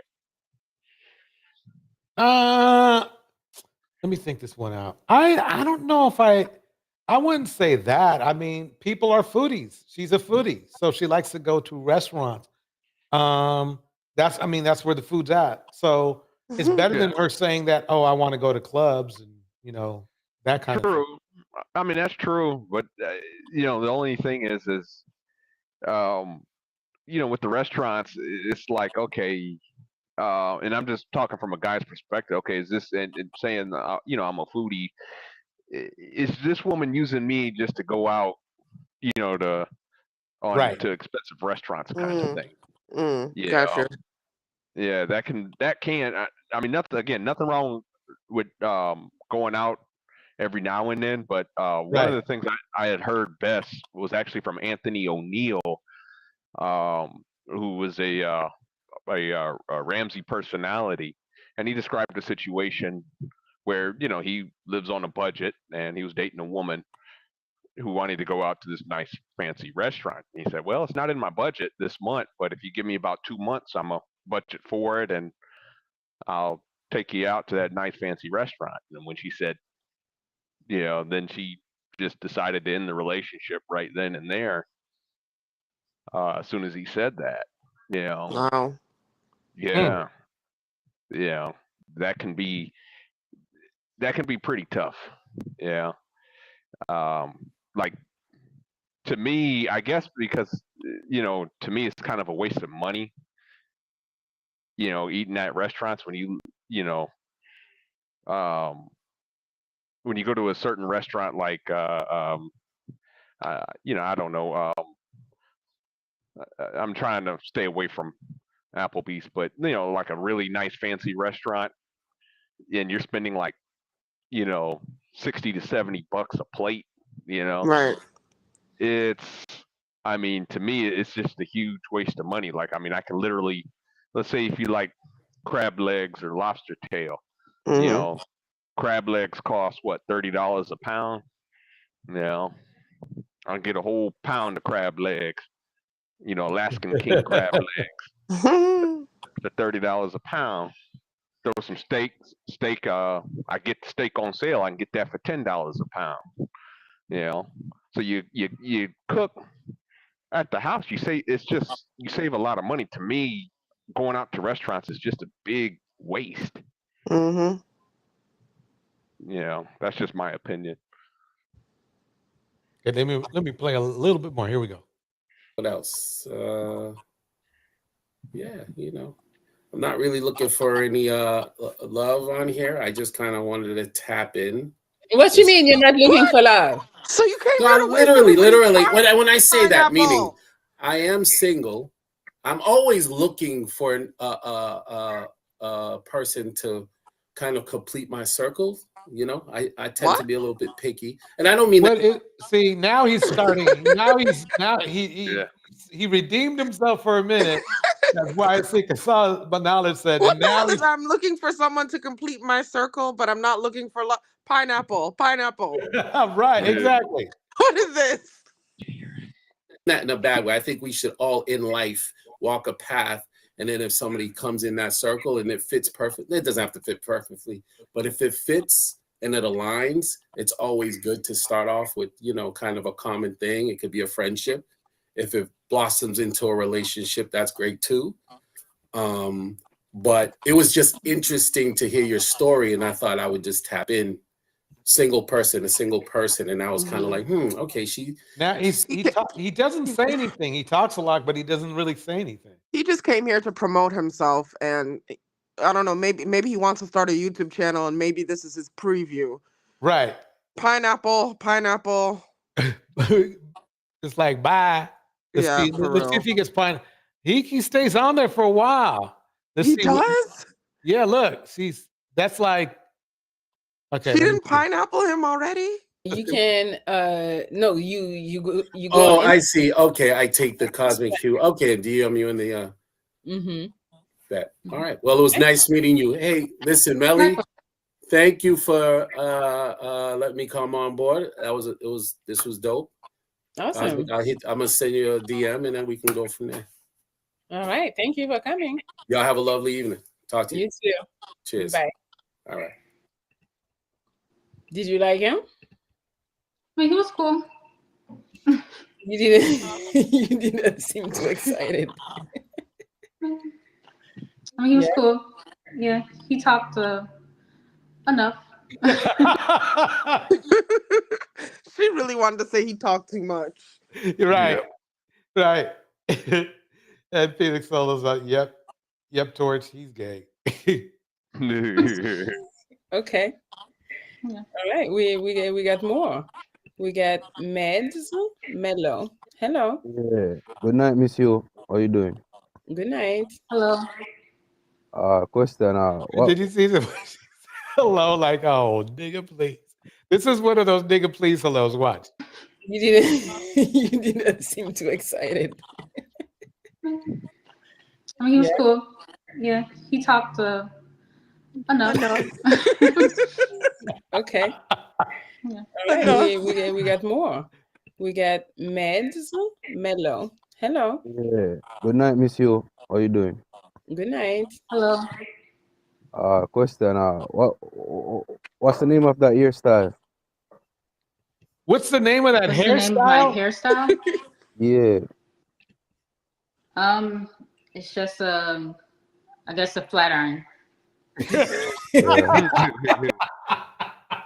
Yeah, What's that? What is he holding? What is he holding?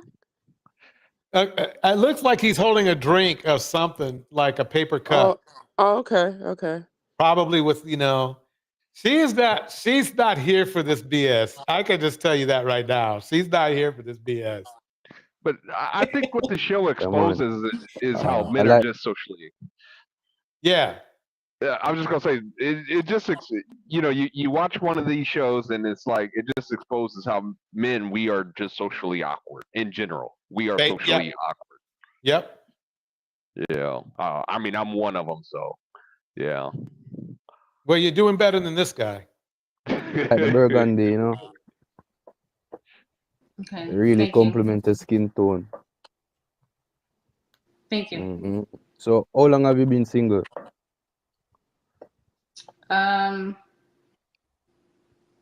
What, 2 years? 2 years. So you had a rough breakup or no? Wait, I didn't hear what you said. No, I said, did you have a rough breakup? Was it a rough breakup? No, it wasn't rough. So you're single and ready to mingle, right? I'm single and I'm open to meeting people, yes. Okay, so throughout those 2 years, like, what was your focus? Building my career, my mental, becoming more self-aware. He's actually not asking bad and questions. No. He's actually finding asking happiness. decent questions. Yeah, the problem I have is his creepy look. That's the weird thing. I mean, To me, I guess. Yeah. Yeah. So what's your support system like? What's my support system? What? I'm sorry. Yeah, like, what's your support system like mentally, emotionally? Who's there for you? Your mom, your aunt, your friends? I have a couple friends. I would say that's it. I don't really talk to my mom about my mental health, but me and her are cool though. I just choose not to talk to her about it. How about dad? Hmm? How about daddy? she's giving me introvert vibes.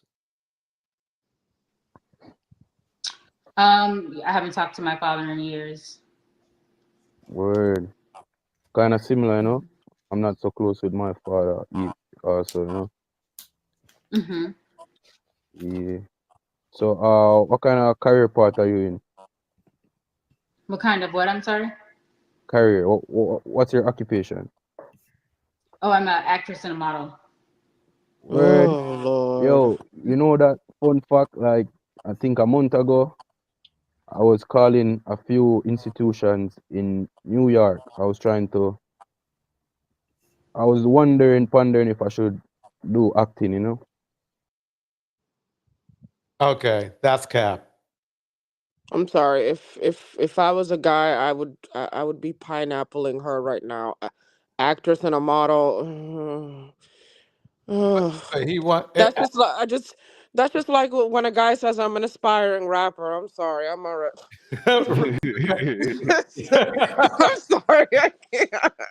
I mean, I'm not gonna lie to you. This guy, he's just he's socially awkward that it's like, okay, if you notice, he kind of sounds like he's doing a police interrogation. right, right. And Why he sick just knowledge? Yep. Was Go saying ahead. something like that. Yep. Keep Yeah. going.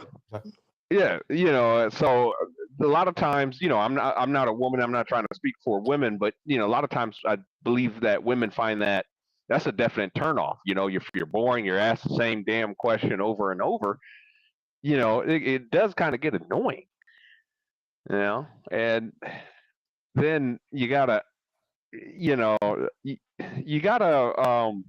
gotta change it up. You gotta try to get to know somebody by trying. Not making it sound like an interrogation, but Yeah, I make want to it know about right. him now. Yeah, and why seek knowledge was saying, yes, he does have good questions, but I think the death is too early for me. And yeah, he was asking Mhm. therapy questions and stuff. So anyway, okay, that's enough for tonight. That's enough for tonight. It's almost it's probably midnight everywhere, right? Mhm. 30. But Hey, I don't know. I kind of want to finish let's finish this one first, and then we'll call it a night. I'm kind of curious. Okay, here we go. You should definitely try it out. Yeah. So how far are you in that? How far are you? Like, are you established? Are you upcoming? I would say I'm getting there. I like to say I'm in a great place. You're an Word. aspiring. So what kind of actor are you?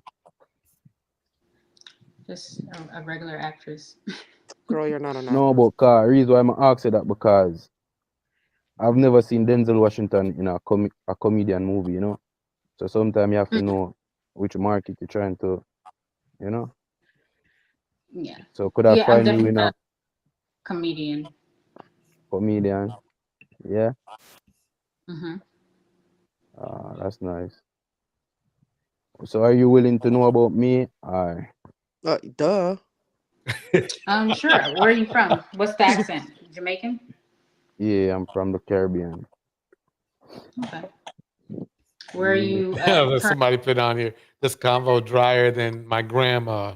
Oh, that's cool. I reside in the northern part of America, northeast. Where? I'm sorry. CT, you know CT, Connecticut. Oh, Connecticut. Okay. Have you been there? No, I haven't. You know, there's a first for everything, right? It truly is. Yeah. Do you Yes. have kids? No. How about you? I do. I have 2 daughters. Real. Mhm. So is the father active? Yeah, he's very active. Okay. So you and him have a good relationship. Yeah, I would say it's okay. Yeah, but I don't want to get personal because I probably don't want to throw your business out What do there. you mean you don't want to get personal? know, You like, asked her so have a many few personal questions. questions. Now you don't want to get personal? Right. She's basically asking him the same, less invasive questions than he asked her, and he's getting all offensive. That's creepy right there. In regards to you guys' relationship, you know. Oh, okay. So what kind of guy are you interested in? What are you looking for?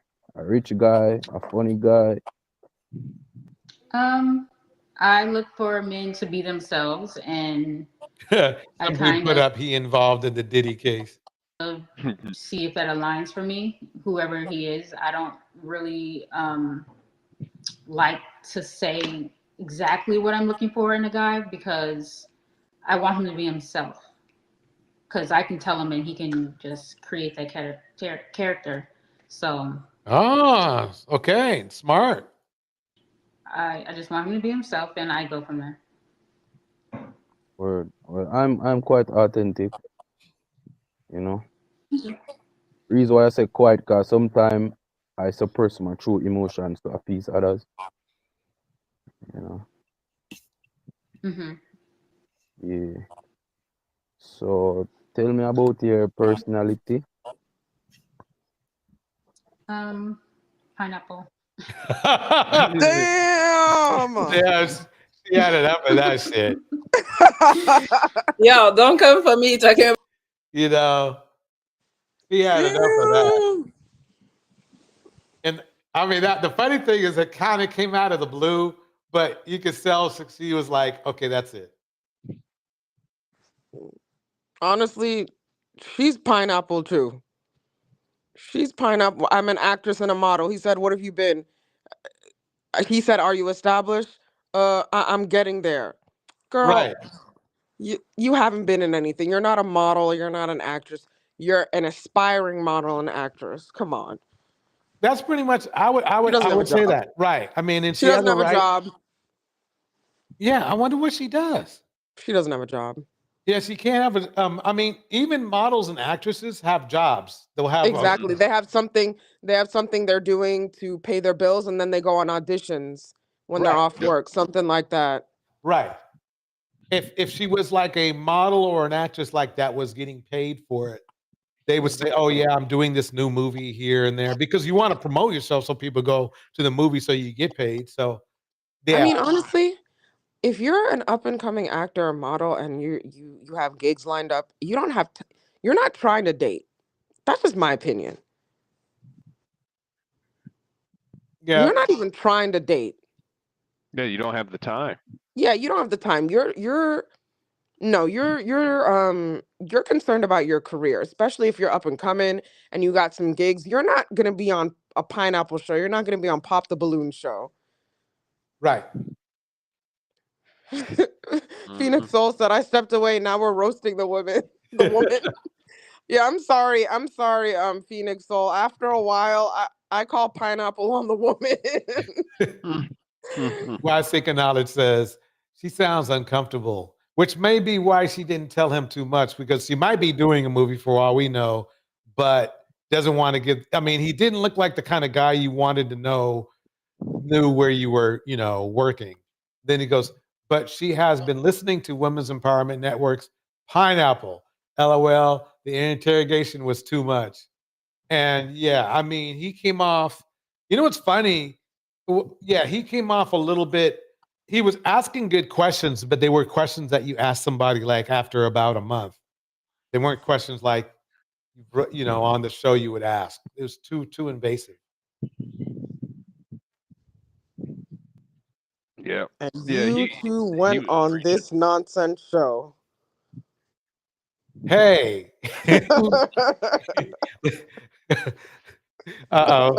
It sounds like to me, Darnell, we're going to be roasted by Tam pretty soon. Hey, it's all right. Darnell, how long ago did you go on this Pineapple show? I declined to answer that. I'm gonna find the Pineapple episode of you. Mine was a long time ago. So, DJ Torch, I'm gonna find your Pineapple episode. Hey, good luck. I mean, good luck. That's gonna be hard to find. If you find it, let me know. I will. You guys actually went on this nonsense. You will. It's like Tam's doing a live. It's on Torch. Yeah, you want me to do lives again so bad? Oh man. Oh goodness. Tam roast Torch, everybody. No, I'm just kidding. It's all in good fun. She's gonna have an exaggerated thumbnail of you. Oh yeah. With tears, right? The tears. Exactly. Tears. Torch gets roasted on, blah blah. Yeah. But it is what it is. At the end of the day, none of this is serious. We all have our real lives outside of all of this. True that. Yeah. Hey, Miss Tam, before DJ Torch closes it out, I just had to note, are you familiar with, did you ever practice real estate law at all? Real estate, no. No, or I'm sorry, in particular, like, not real estate, but like trusts and things. Have you done like trusts? No, wills and trusts, no. No? No. Okay. Why? All right, everybody, we got to do this again. Yeah, no problem. The bulk of my practice, I started out doing criminal defense, and now I do civil defense with family law cases. But no, wills and trusts, no. Real estate, no. Although I did study wills and trust in law school. In fact, that was one of the essay prompts when I took the bar exam. So, but did I practice? Do I practice it? No. Okay. Would I in the future? Possibly. Yeah. No, I just had a situation. I was exploring some legal action against somebody. Uh-oh. Yeah. Somebody, I think. Well, I know DJ Tour's trying to end the show, but somebody. My belief is when my grandfather passed away on my mother's side, I think he left. I found a trust. He had a trust set up, and we had a bunch of land in Texas. Okay. And, long story short, his wife at the time, after he was deceased, refused to probate the will for. I know what you're talking about. I know what you're talking about. So basically, she didn't give you what you were supposed to get. Well, I doubt I was going to get anything, but my mother, I think, was. My mother is his only surviving child. Both her brothers are gone, and I know the history thanks to my great grandfather, because he inherited that land from my great grandfather. But I know that the history, that land was supposed to be kept in the family. You know, that was his. I saw it in his original will, and I believe the trust, when my grandfather had it, it was in a trust for that. Right. Yeah. Purpose. You could. What I would do is hire a Texas lawyer just to look into it. The only Wait. So the land was in the trust for your mother? I don't know what was in the trust, but whatever it was, I don't think she liked it, because she was what do you call it? Executor of the trust. Right. Not my mother, but his wife was like. His wife. Yeah. Oh. So you think he's possibly withholding? That's what I think. That's why she didn't probate the will for a couple years. I had the feeling whatever was in that trust, I don't know what's in it, but I can tell. I would definitely. She dissolved it. She dissolved the trust. Yeah, if that were me, if I was on the case, I'd subpoena the records. I'd open a case, subpoena the records in probate court, because it sounds pretty shady. Yeah, that's what I thought. I'll say. But DJ Torch, thank you for having me. It's been a pleasure, and Darnell, it's always a pleasure. Yeah. And you guys have a good night. Got you, Sam. Have a good sleep, and I'll see you next year. See you next year. All right, bye. Okay, bye. Okay, Darnell, I'm gonna shut this down real quick tonight. I got to get some things done. Everyone, thanks for coming through. Let me kick some quick shout outs. Darnell and Tam on stage. Then we had Why Seeking Knowledge, Phoenix Soul. We had Pistol Hold. We had everybody in here tonight. But I'm going to go ahead and hit this. No music tonight. I'm going to go ahead and hit this tonight. Angela Reddick was here, and everybody else. Thank you for coming through. Thank you for another successful episode of Wookies and Way Way.